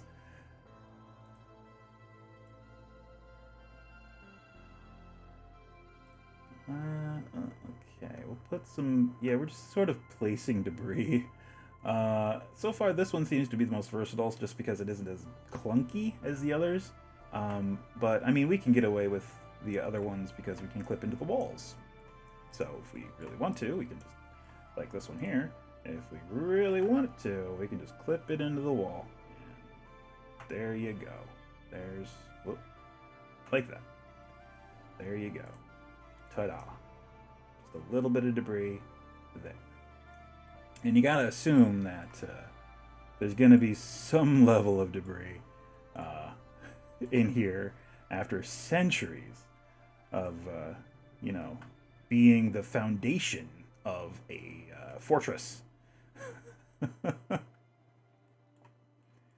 Just naturally, things are gonna fall apart, and you're gonna see some of this falling to the floor. I guess we do a light sprinkling of this debris, and then come back around. I'm trying to angle it so that it's there. We go. And yeah, the issue with the steps is I have to clip it into the step above every time if I want to put debris on these steps. Alright. I guess I should just go around, right? Each level. The smart way to do it. Efficient way to do it. Just got to make sure I'm not going over the edge.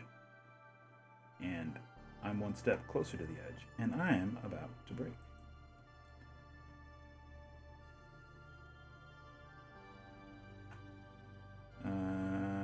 Oh, there we go. Yeah, with the multiple angles now of placement, we get so many just varied approaches to how we place this tile now. Whoops. Don't want to do that. I don't care how varied it is. I don't want to do that one. That'll work. Put a little bit right there. And how about...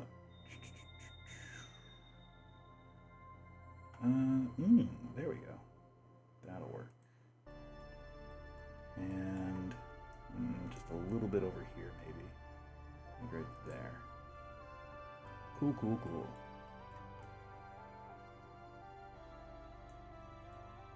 Alright. Okay, cool. So we did around that layer, or that, yeah, level. We'll come back and do some more, but I think for now we're going to focus on the outer ring and the water.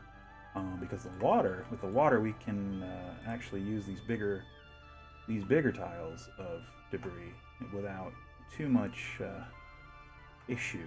We don't want to really choke it with them, but we do want to make it appear as though it's a little bit more run down. And of course, we're going to come back through to the raised area and drop a few of these in there. Not a lot, because again, we don't want to choke out the area. I think that's fine. I think the rest of that will be... Yeah, you only need a couple of these. I suppose we can put one here. Probably... Yeah, the downside of that is that if you clip into the ones above, they will be sticking out like that. So, maybe we'll... Oh, I know. We can just use the this guy on these levels, maybe.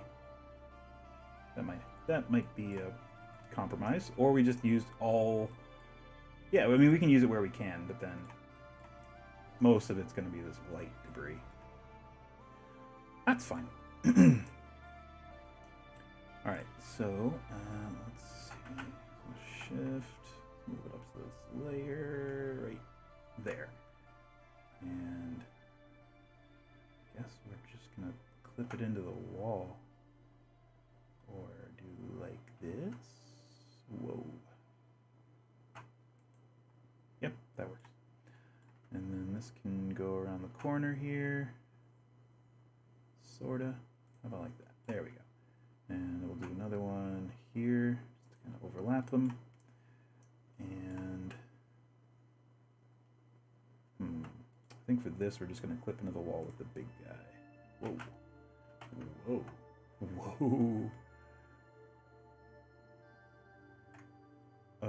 Okay, there we go. Oops, lost it. Okay, there. Jeez. Still kind of getting used to the new controls. I had like a full year and a half of working with the dragon build controls. So yeah. Kind of got muscle memory for that I'm still trying to reprogram. There we go. And a little bit, we'll do some light debris back here, mostly, I think. Rotate that one. And way over here, rotate it again. There we go. And one of these, I think. Oops, there we go. Right there. Perfect. Alright, let's make sure that is level. It is. We got all this debris. Looking good, looking good. Got those. I'm probably also going to do some torch sconces. Yeah, I think so. I think that's probably fitting. But let's see if we're finished with the debris. Are we? No. I want to put a few more little bits here. Just a few. Just a few. Just a slight few. There and there. And... Okay. Oh, actually, let's do one of these. Right over... Whoops. Right over here. Okay. And...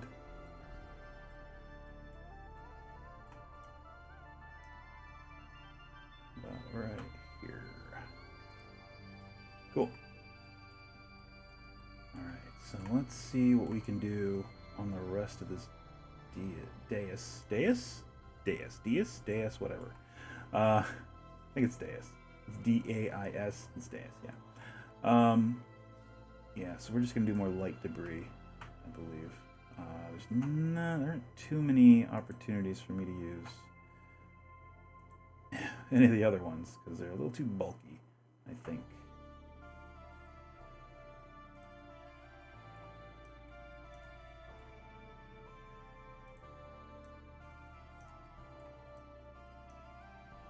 Oh, hello. This one is hanging out over the edge. There we go.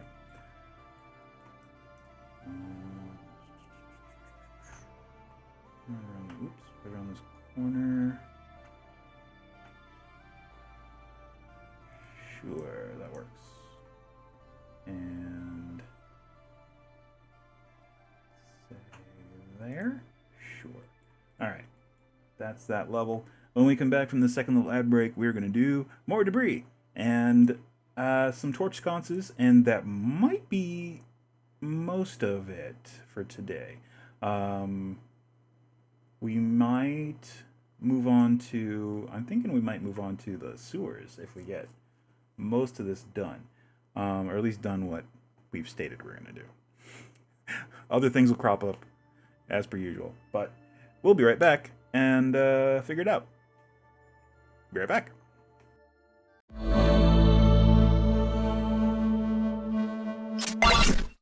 Hey guys, we're back. Let me turn up the volume again. There we go. So we are still building this big bad evil guy lair in the basement of the keep on the Borderlands. There's our big bad evil guy, undead spellcaster of your choice. We're going with Lich.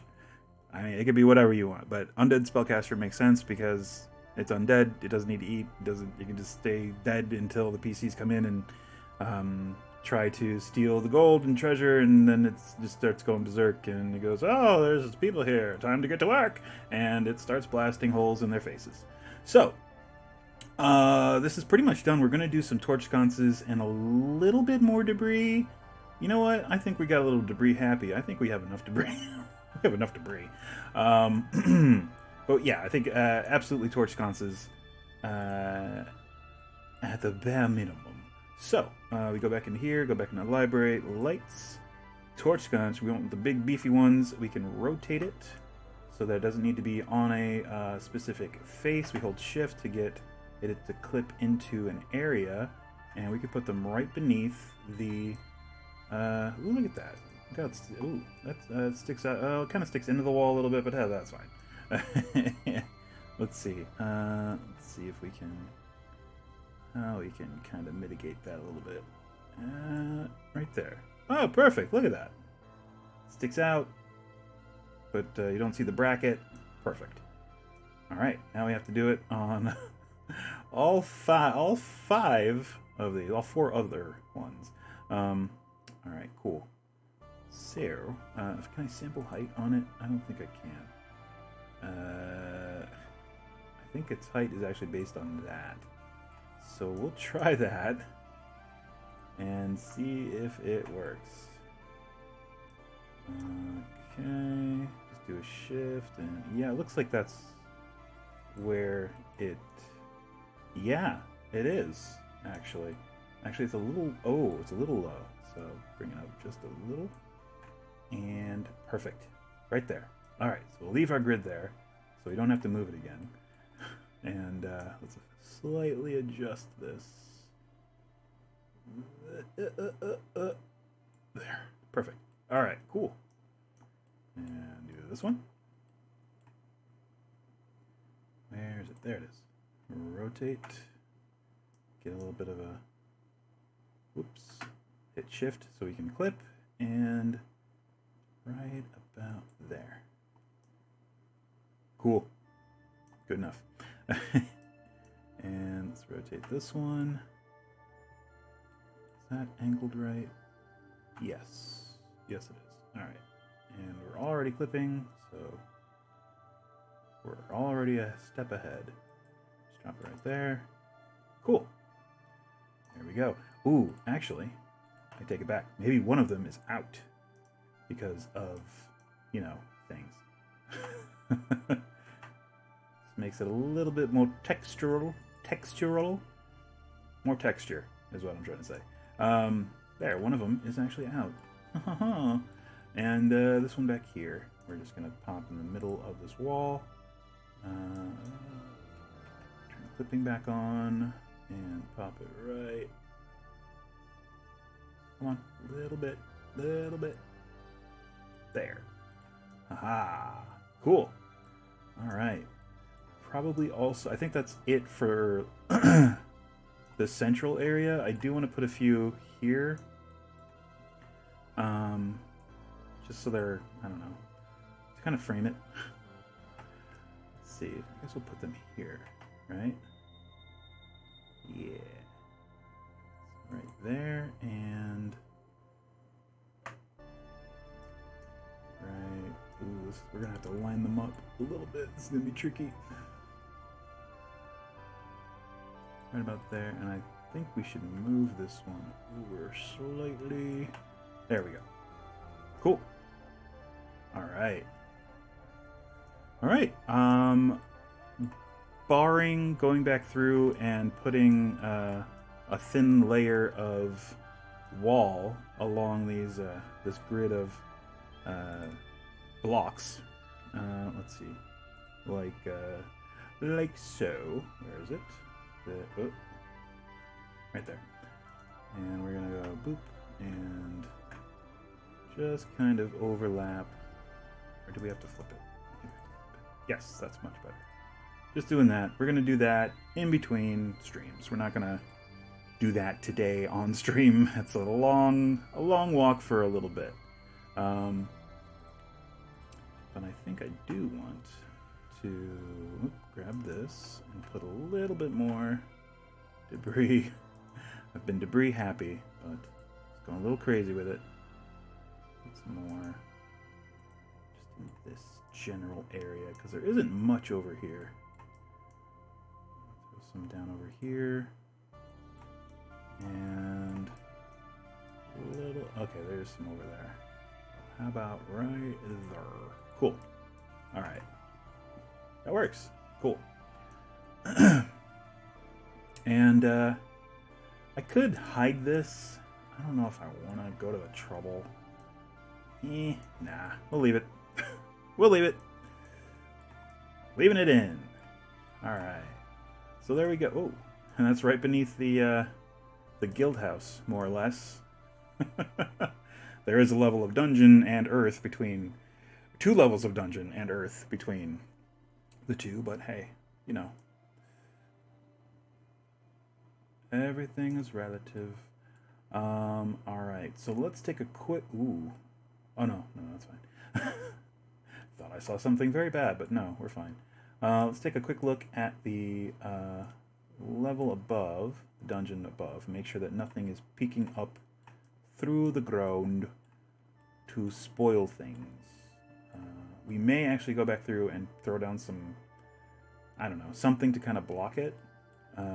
Just while the PCs are on this level, they're not seeing sneak peeks of the area below. Oh, who knows? The fog of war might be a thing by the time this actually gets use. So it might be a moot point. You can see the fishtails sticking out of the capstan water trap room. Perfect. Yeah, there's more of that. Alright, yeah, I don't see anything poking up. And actually that would only be an issue with the big room. So I think we're safe there. Yeah. Cool. Alright. Good enough. Good call. So the sewer. What do we, oh, that we want to get rid of. Floating sarcophagus.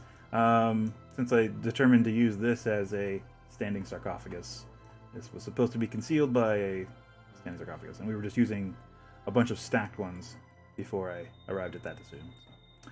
And I missed one, but that's fine. Okay. Oh, you can actually see the lich right down through there. Spoilers! So yeah, we'll probably have to cover that with something, or just fill it in with stair blocks or something.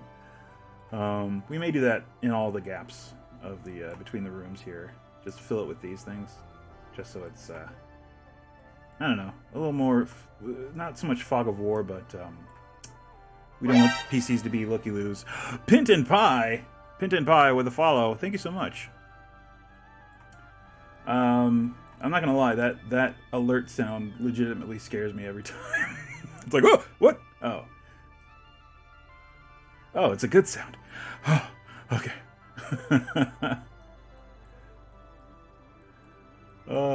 Thank you so much. Thank you for the follow. Pint and pie. Pint and pie. Did I say that correctly the first time?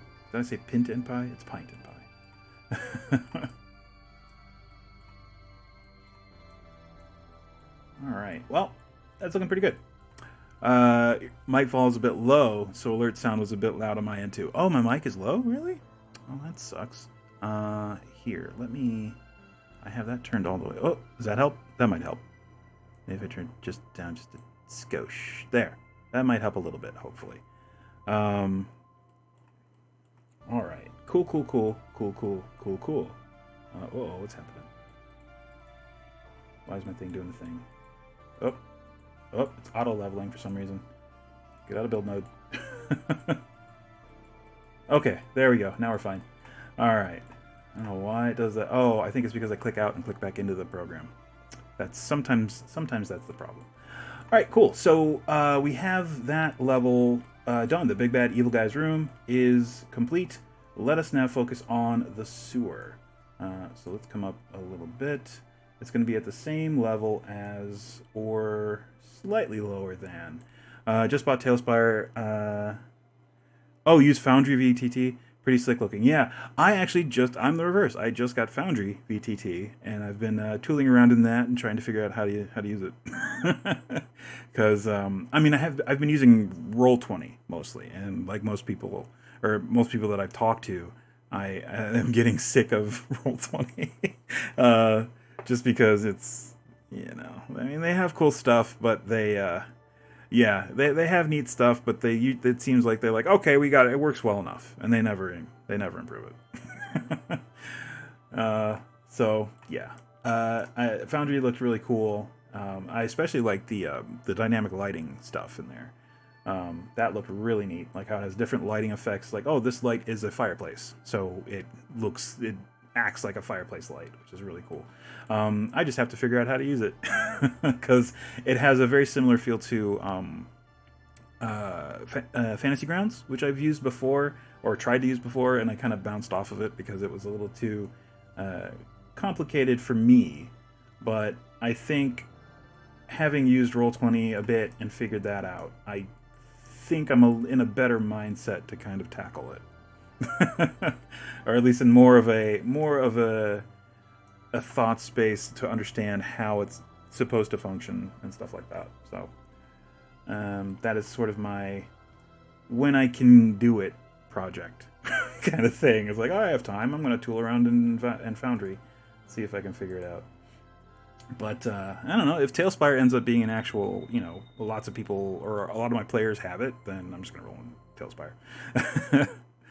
Moved from the module support. The community is incredible, and adding extensions, which is Foundry really supports. Yeah, they have the Beyond 20 browser extension, which is cool, and I use that in Roll20 to get around a lot of the sort of just extraneous DM stuff of importing monsters and importing character sheets and all that. So you don't need to do that. You just roll straight from Roll20 or Beyond D&D Beyond your character sheet, and it's perfect. You don't need to worry about anything else. But yeah, I've been slowly working on getting that to work. Yeah, it is. Beyond 20 is a godsend. Let's see here. Corner. Yes, that's what we're looking for. A corner. How about we use this corner? How wide are we making this? Is that wide enough? That's not wide enough. Alright, so we're doing the sewer. So we have a little bit, we've plotted out a little bit. Like, you can get into the sewer from the tavern basement. Whether or not that's hygienically sound, debatable. But we wanted a secret door, so there we go. Secret door into the sewer, perhaps for smuggling, perhaps for other things. But there's also an extremely secret door right here that leads down into the dungeon. And it is layers upon layers of secret doors. So we have a secret door here. Oh, actually, let's start here. Secret door here, which leads to secret door here, which leads to a secret door here. Once you get into this room... Oh, let me move my grid away. once you get into this room, underneath this red glowing room, you have to figure out how to get out of this room. And there's a secret door, I believe, right here, which leads to a corridor, which only has one visible door. And the rest of the doors are all secret, including that one. So it's this corridor with the door you can see way down here. And that leads to a room with more doors, but it also has a trap here that just drops you into the frickin' underground water system. So it's like, oh, pillars! I'm gonna go and stand near them, or walk in between them and see if I can read what they say. Okay, make a dexterity saving throw. And one player character is forever consumed by the water table. So let's get back to the sewer. Let's see, make sure I am at the right level here. There we go, good. So we can see everything we're trying to put down here. Excellent. Excellent. What am I looking for? Where's the 1x1? Oh, this is what I'm looking for. Oh, well. And actually, also, I should move my grid. There. Makes sense. So we'll put that there. The corners on this are so weird. I don't know how to really approach because it has no inside corner. It has an outside corner, but no inside corner.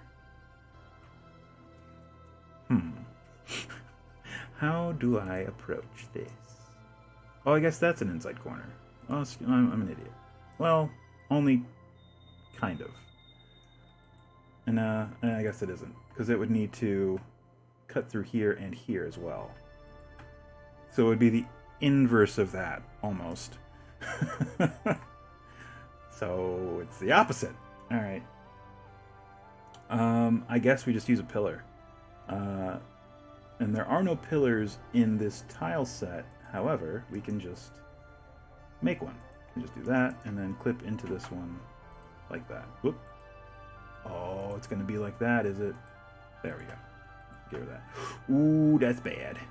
That's bad. I need to adjust this hide volume because anything I put into this square is going to become hidden. Ooh. Not cool. Alright, not a problem. Because all we gotta do is go into Edit Hide Volumes and click on that, grab this, scooch it in just a little bit, and we're golden.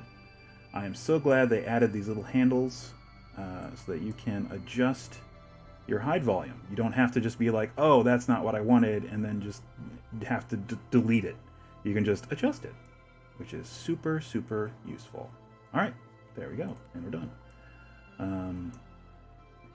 And back in the build mode, and we can check and see. I just have to make sure that it's all inside that area. It looks like it is.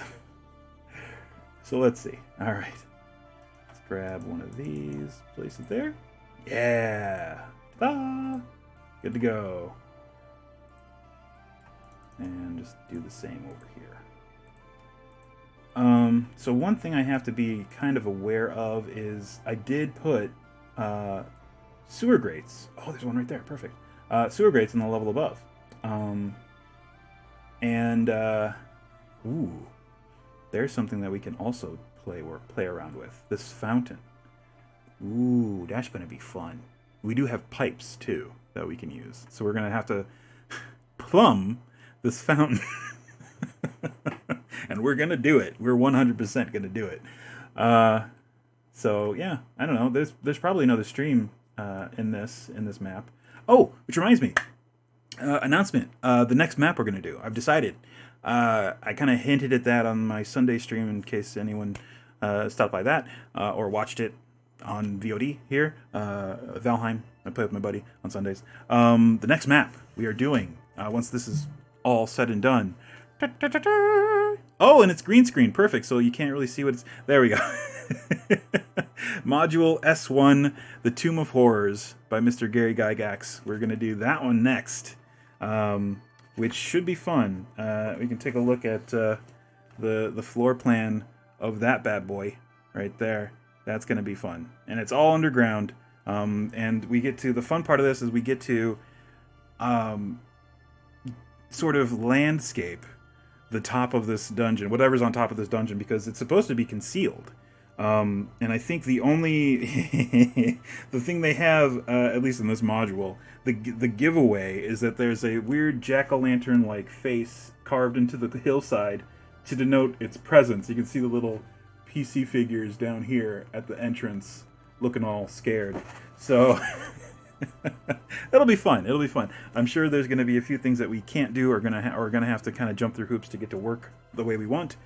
But yeah, that's part of the fun. That's part of the fun. And I'm looking forward to that. I don't know when it's going to happen because we still have the sewer to build and maybe just a few other touches. It's probably just like 2 streams away. It's like one more stream to finish this up, and then maybe another stream to do finishing touches, and then 2 more 4s, which should be fun. So look out for that. That's probably going to be coming soon. Good old classic D&D map. We get to do the mouth. Oh man. Any D&D, any person who knows D&D and the Tomb of Horrors, all I have to say is the mouth, and you know exactly what I'm talking about. The issue is finding something to represent that. I'm sure we can find something. All right, cool. Where is that? Oh, it's right there. Okay, ooh, that helps. That helps a lot. Perfect. Okay, so we just need to get to that drain.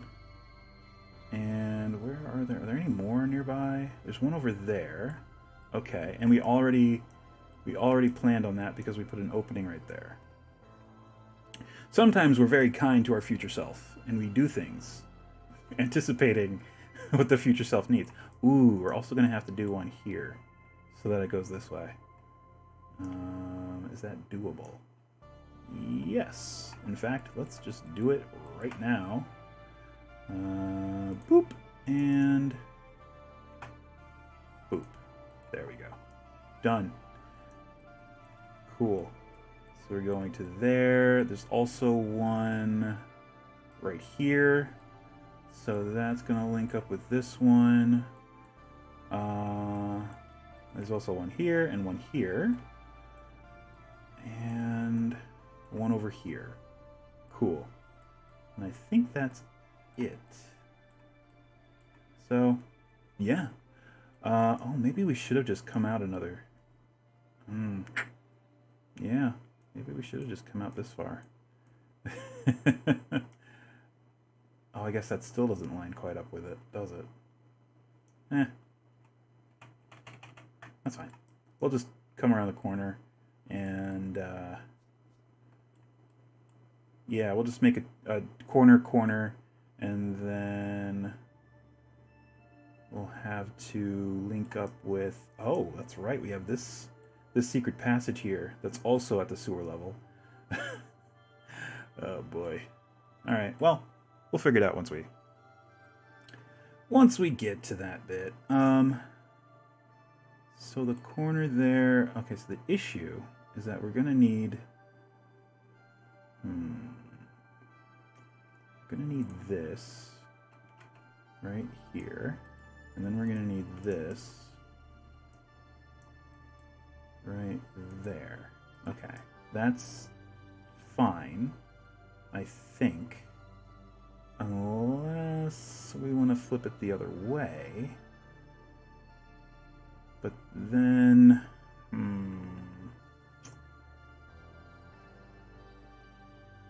No, I think we're fine. I think if we continue the wall off in this direction and then just do like what we've been doing before, just do a pillar. Oops. No, not like that. Like that. There. Just do a pillar there. Yeah, that's fine. It's not ideal. It doesn't look pretty, but hey, at least it makes it contiguous. Good enough. Alright, where's the corner? Right there. has its own little submenu. So the corner is going to be there. Let's make sure we have it set right. Right about there, I think, because we still have to come down. Right, yes. Okay. And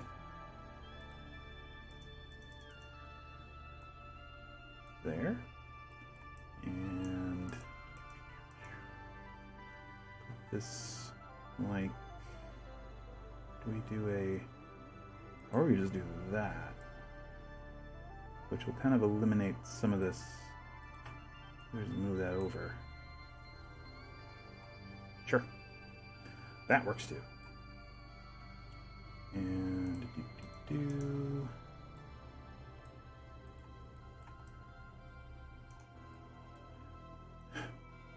Yeah, I like that they put grime around the mouths of these sewers because that's exactly how these would look. Just, awful. Just horrible. Because, I mean, there's no plumbing aside from, you know, there's no indoor plumbing. There's bedpans and stuff like that. So people would have to use their chamber pots. So they would have to use a chamber pot and then take it out themselves and dump it down the sewer, or maybe there's a service that does it, but likely the former. No one, there's probably, well, maybe there is someone who is ballsy enough to take that upon themselves and do that job. Hey, find a need and fill it, and you can get some money. I assume it pays well. All right. Do we want to put a ceiling on this? Have we been putting a ceiling on it? I think so. What's that from? Oh, I think that's just from me filling in a gap. Let me do this. Oh, let me do this. No. How about that? Oh, that's right, because this is locked. I'm a dumb. There we go. Have I been doing a ceiling? I don't think I should, because that just makes it more difficult to see stuff. Yeah, all right. Yeah, that's just the street. Oh, I guess I did do some ceiling along there. Oh, only because, yeah, there is a... Oh, I guess there isn't really a gap. Because the street's right there. Oh, but the street is only half a tile. Oh, that's right. That's right. Oh, well, that's fine. We won't do a ceiling. We'll leave that the way it is, but... It's just going to make it more difficult to see things. All right. Ooh, that's right. This does link up. Okay, so... If this is part of the sewer, great. And it would also explain why there's a lot of mushroom growth in this room down here. So we can link these up and then maybe have an offshoot that comes down to... I lost my manholes. Sewer grates. I lost my sewer grates. Phrasing. Over there. Okay, so we have to kind of like loop down and over that way. Sure. There aren't any over here, but there is the fountain that we have to plumb, which should be interesting. All right, so let's just keep going. Let's keep a-going. So we just got to link up these two spots. There we go. All right, so out to here. Yeah, so the corner is going to go right there. There, right? Yep, cool. And now we have our heading. Let's see. Let's use a 2 by 1. And yeah, I mean the inside corners are just going to be really crappy. I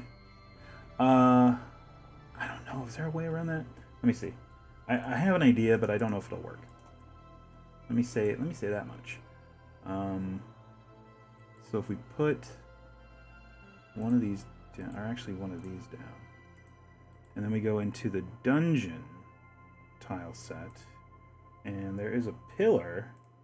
One pillar. Oh, nope. That's not what the pillar we're looking for. This one. Which is only a quarter tile wide. And we put that right there. It's certainly off color. But you know what? It gets the job done. Whoops. Did not want to cut that. I wanted to just copy it. Yeah. You know what? That's fine. I'm fine with that. I've made peace with it.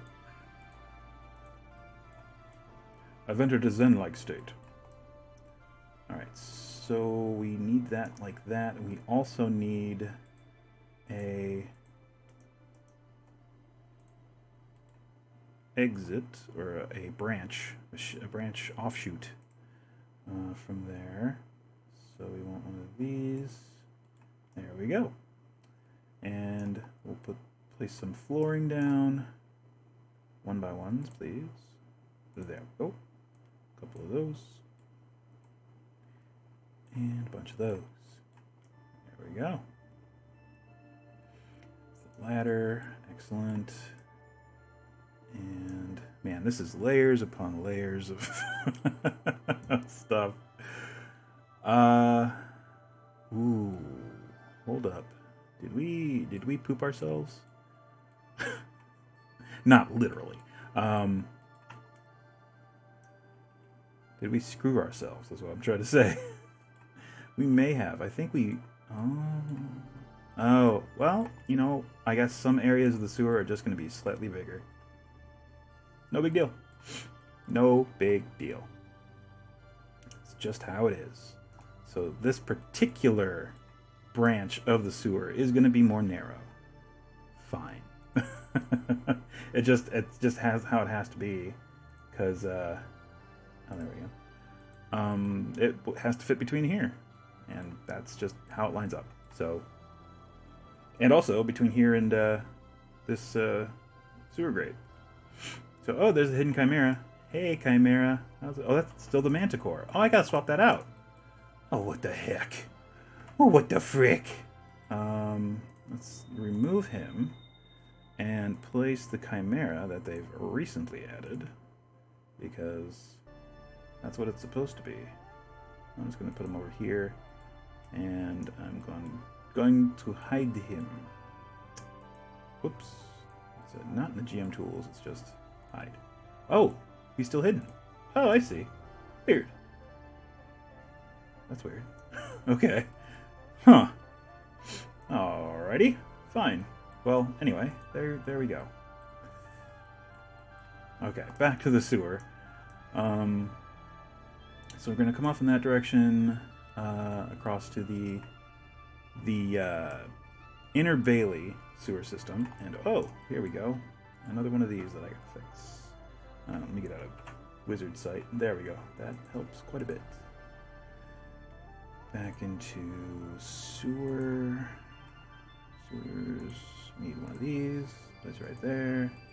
Into the dungeon tiles. And bam. There we go. Yeah, I don't know, because, I mean, with all the vaccines and stuff that have talk and everything that's happening, and I'm fully vaccinated now, so it stands to reason that I can get back to in-person gaming relatively soon. And I gotta say, running games online has kind of spoiled me, because, like, there's so much more versatility. You can get things created very quickly. And there's just the assets are cheaper. I don't have to buy actual physical miniatures. I can just, pay $5 for a pack of 20 or so little tokens on Roll20, and I get the token I'm looking for plus another friggin' 20 or so to add to my library that I can use in the case I need them later. And having run games online now for a year, it's been a year now. I have an extensive library of tokens on Roll20. So I don't know. It's just there's a level of convenience just running stuff online at this point. And once things kick back in, like most of my online games just started getting minis and so expensive. Oh geez, yeah. Yeah, it depends. Like I use trollandtoad.com. They're usually pretty good. Yeah, that's sort of my go-to is just trollandtoad.com. They tend to have oh, and you don't paint. Yeah, yeah. I usually go for the pre-painted Wizards of the Coast stuff that they put out in the old D&D for their miniature game that they had that went nowhere. I usually just grab those, or Pathfinder. Pathfinder also has pre-painted ones that are pretty good. So yeah, I use those mostly, and I have an extensive collection of those just from years of gaming in person. And they have been collecting dust this past year because I have used them zero. I have used them 0% of that time. And it'll be good to get back into that and using them, but by that same token, I'm going to have to start, if I need to, buy more. Which, I don't know. It seems like it could be worth it, but by the same token, it's just kind of like, oh, it's right there. Oh, cool, it's right there. That works out. But by that same token, it's just kind of like, I don't want to be spending that much money. I don't know. We'll see. I mean, I'll be, I don't know. Potentially, I'll be working again, so who knows? Maybe I'll have an actual income to fund that little venture. But who knows? Who knows what the future holds? All right, so this is going to come out to this point, and then it's going to bank over to this one and this one. So it's just going to continue. I don't think there are going to be any in the fortress itself. I believe that they rely heavily on just chucking whatever they don't want off the cliff. Off the cliff. I mean, it ain't pretty, but hey, it's or maybe there's a hatch somewhere that just dumps into. Yeah, actually, we can probably make one of those down here, like a hatch that just dumps into a chute that goes down into the water. Maybe. I don't know. We're overthinking some of this, and maybe we don't need to. So back to this. We do need to put a ladder underneath this. So I think we have to do it like that, right? Question is, how are we going to make that corner work that way? These are the questions that you don't want to have to answer, but sometimes you are forced to do so.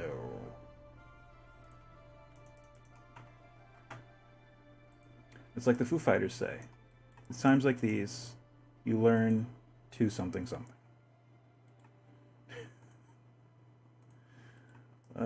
Boy.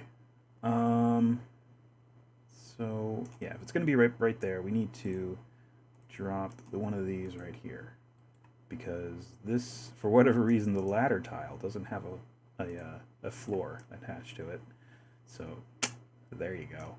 And we can just use the corner, the shallow corner, this one, and we can just pop it right there, and pop one of these right there, and there you go.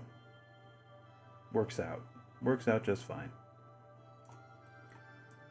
Except that is a little too narrow.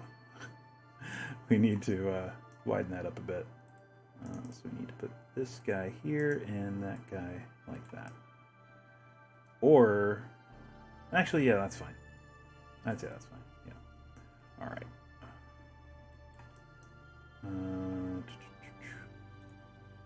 So yeah, the width of the passages here in the sewer vary. Well, they don't really vary. They fluctuate between two different widths. Vary would imply more than two.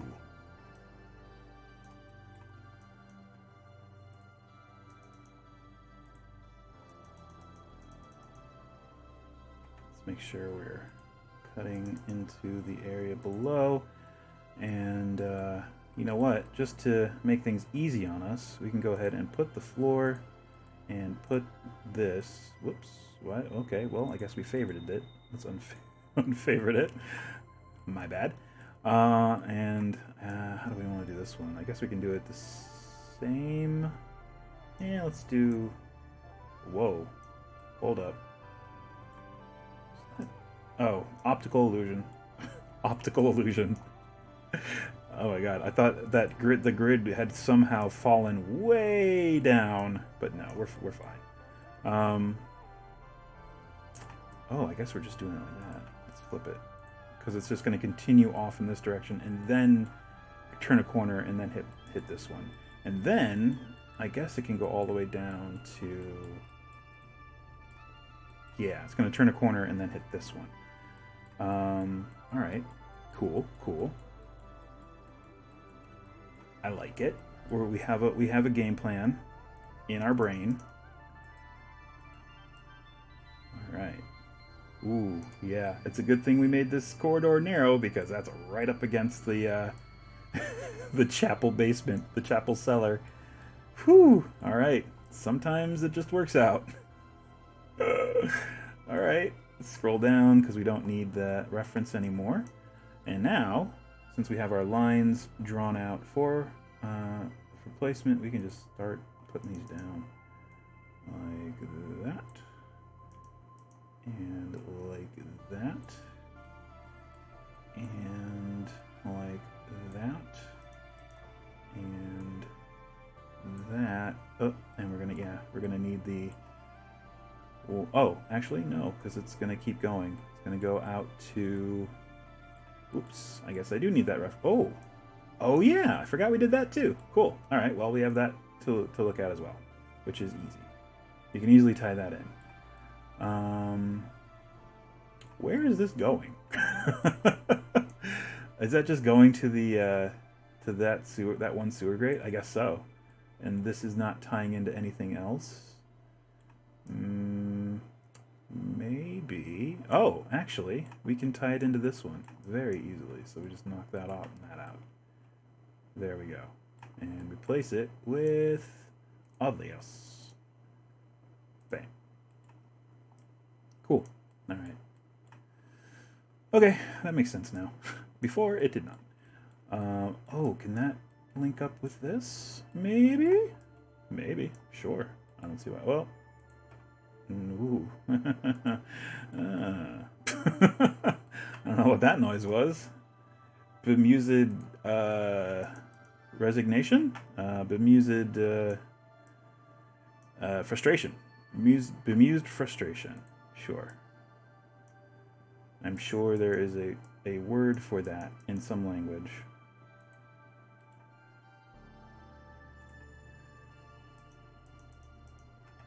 Oops. Has anyone ever seen that list of words that describe things that don't have a word to describe them? The only one I remember is sonder, which is an imaginary conversation. Like a conversation that exists only in your head. And I thought that was, that's actually a pretty, that makes sense. That sounds like that would be that word. Because I do that all the time. And now I have a word for it.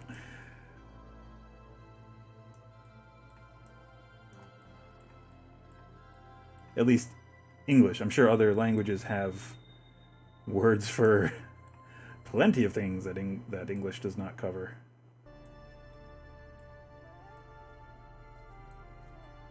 I mean, case in point, Schadenfreude.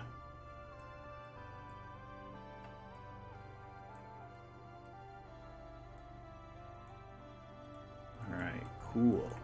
So there's that sewer line. And yeah, that goes no further into the inner bailey, although, I mean, it does get you under the wall, right?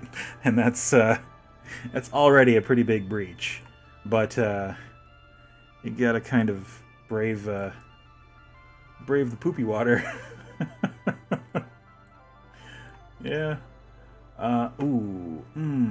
This is going to be iffy here. Oh, actually, I guess it is going to be a varied width, because this one is going to be particularly narrow.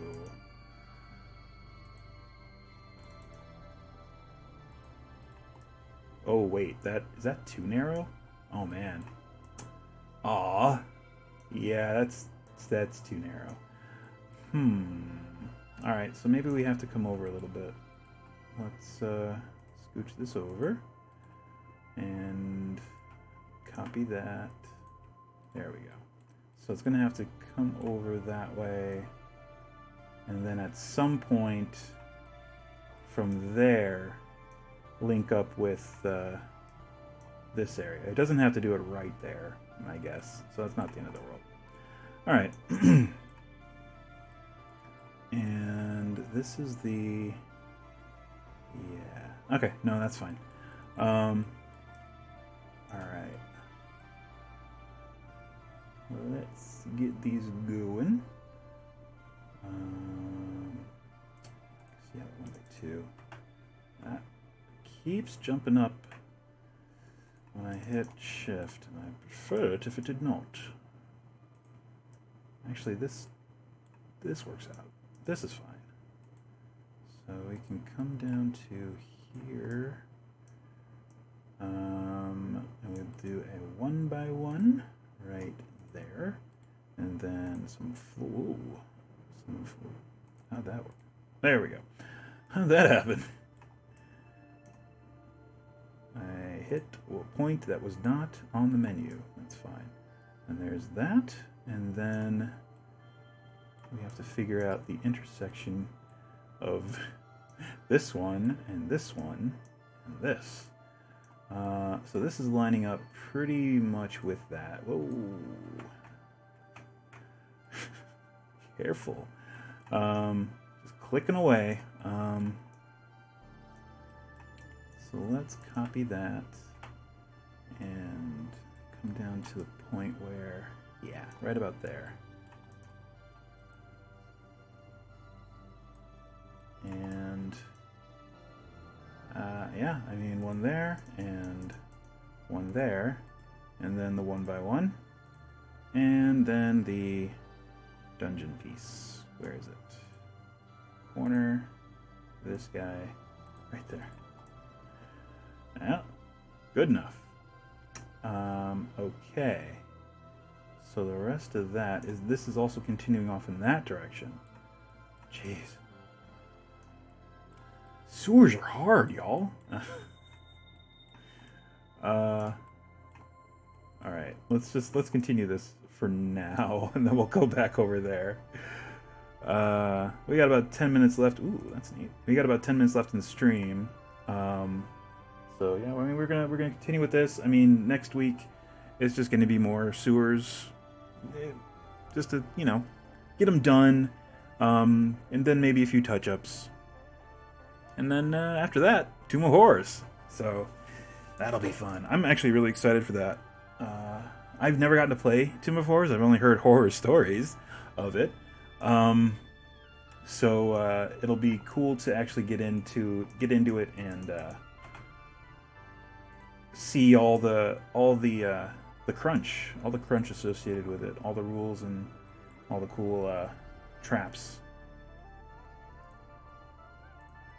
Let me see. We want to be there, I think, because we want the ladder to be, or I guess we could have the ladder be on this side. In fact, we could, excuse me, I guess we can go ahead and just put that down. The ladder there, and there we go. Boop. Done.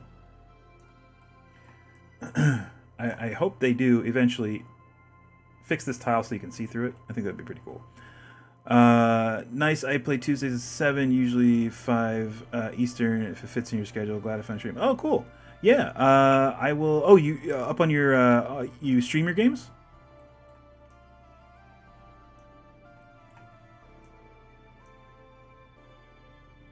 Let's see here. Oh, cool. So, and you're just Pint and Pie at at twitch.tv/pintandpie. I will check it out. I'll see if I can swing by. Wrote software to let Twitch chat play. Oh, nice. Oh, that's cool. That's pretty dope.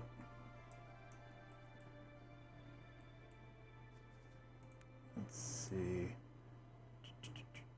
Tuesday 7. That's 6 o'clock my time. So yeah, I'll see if I can check it out sometime. Thanks for stopping by. Thanks for the chat. We're here for another few minutes. Let's see. Let's try and get at least this little link up here done. I think the easiest way for that is to draw off of this point. And the corner, right, oh, nope, one with the floor, there it is, right there, and we just need a couple 1x1s, right there, and right there, cool, and then back to the floor, right there, and here, and yeah, we just need to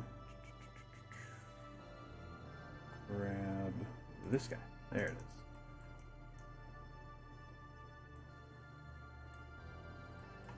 Cool. And then that's gonna continue down toward the other sewer grate over here. Could potentially put another one. Oh yeah, that's right, there's a link up here. Let's do that. Let's do that real quick. That should be pretty easy. So there's a secret door from the guild house basement that leads into the sewer. Let's see. Let's do that. And we'll link these up. And I guess I was doing a ceiling on them. I don't need to. I'm not gonna keep that up. Let's see. Do that, and I think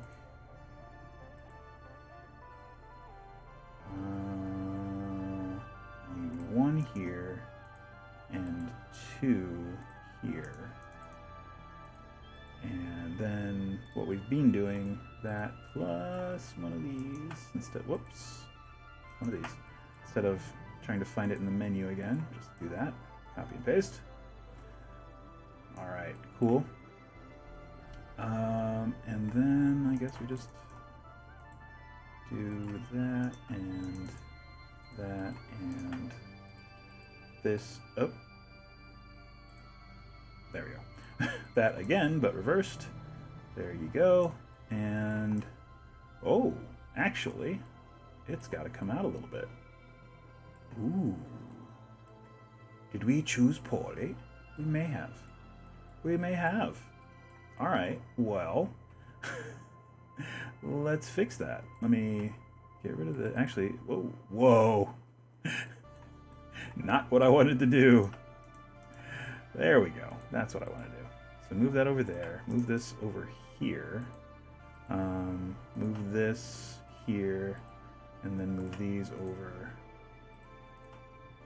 And then move this up. Just so, okay. All right, there we go. And now everything else we can just move. We'll just move it.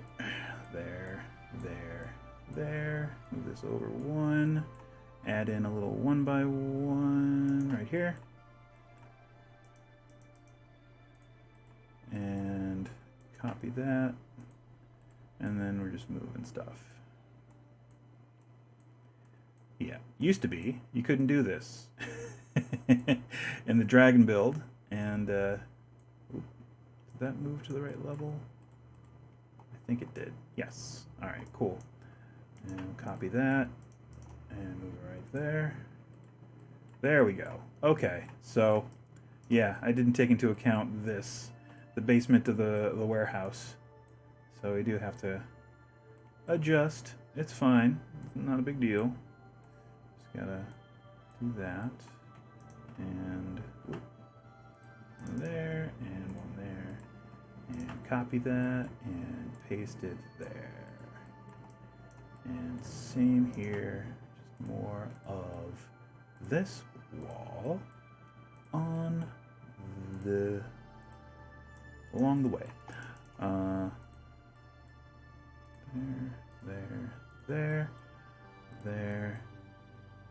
There, and we can just continue it here along the warehouse. We know it's going to be, we know it's not going anywhere.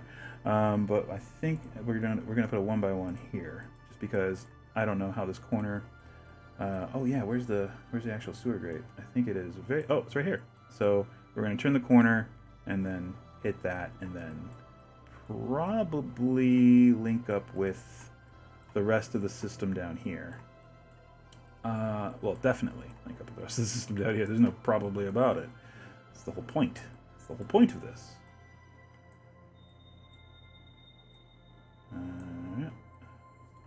Gotta be careful not to click into my menu so as to create chaos. And let's just get this part done before we start to wrap things up. We'll get that one right there, and we're gonna do a corner, I guess, right here. Or here? Here. Yes.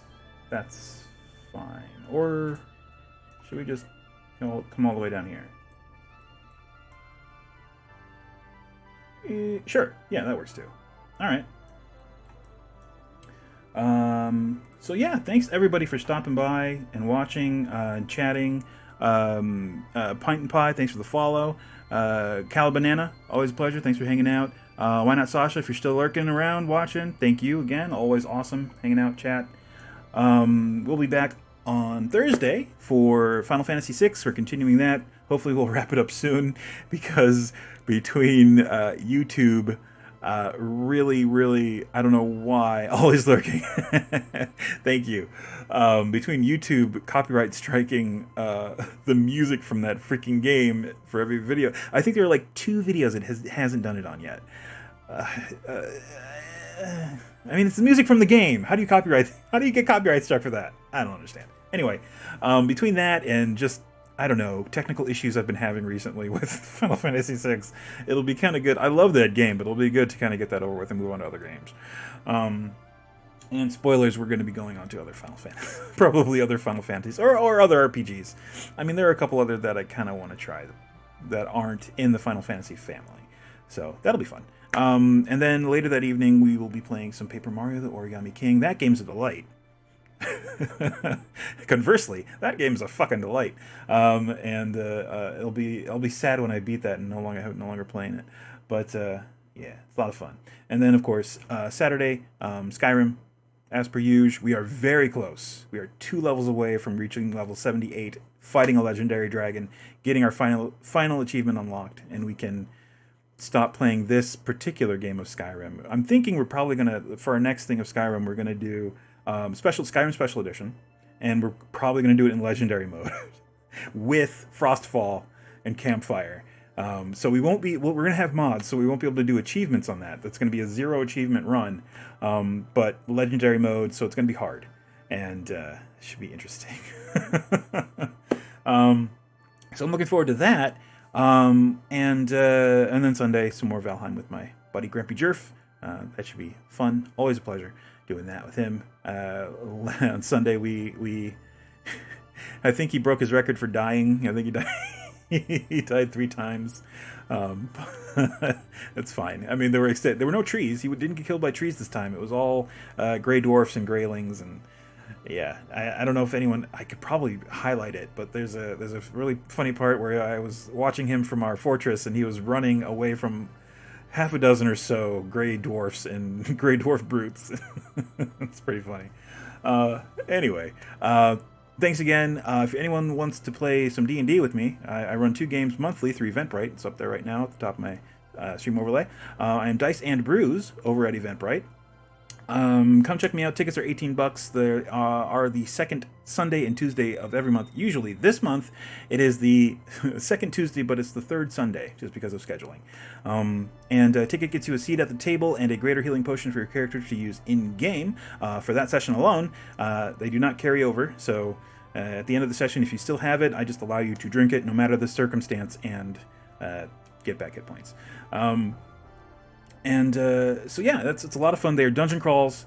So if you miss a month, you won't miss too much story. It's kick in the door, fight the ridiculously hard encounter that I have planned for that room, and get experience, get levels. And it's a great way to test out. You're currently everyone's 6th level. It's a great way to test out your character builds if you have a character build idea in D&D, on D&D Beyond, and you're like, oh, this character is really cool. I want to see if it can actually stand up to, you know, the test of time or the test of a really tough fight.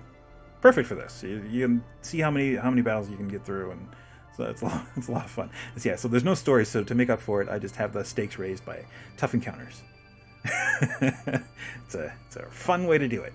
And the Sunday game is actually set on Keep in the Borderlands. They haven't been back to the Keep in a while. They're kind of stuck in a dungeon in the wilderness surrounding the Keep, but who knows? They might get back there someday. If you're looking for a non-D&D game to play with your friends and or family over video chat, check out tourguidegames.com. They offer professionally led TTRPGs for you and your friends and or family, and all you need is a smartphone. You sign up for a session. You get a tour guide that walks you through the rules of the game, which are universally easy. All the games that are run over at Tour Guide Games are easy to learn, quick to pick up. You can play them in 2 hours, have a fun time, and call it. It's a lot of fun. So we've got games like All Out of Bubblegum, Honey Heist, Guild of Orpheus, Project Ninja Panda Taco, Fiasco, Lasers and Feelings, games like that. So it's a fun time if you're social distancing from your friends and you want to restart your game nights, or if you moved away from your family or friends and you want to get your game nights started back up. It's a great way to do it. All you need is a smartphone. Your tour guide is more than happy to roll the dice for you and take notes for you. That's why they're there.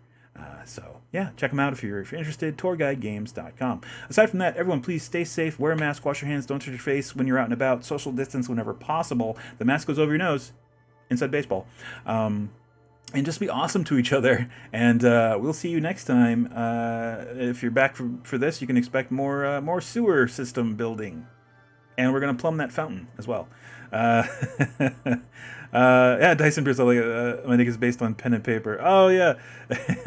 Leaning towards favorite things, pints and pies. Oh, yeah. Yeah, thanks for stopping by, Pint and Pie. I'll try and check out your stream. Thanks again for the follow. And we'll see everybody next time. Bye-bye. Hey, what's up? If you enjoyed this video, be sure to hit the like button and also hit the bell if you want to know when I post some new stuff. You can see some of my other stuff right over there on the screen.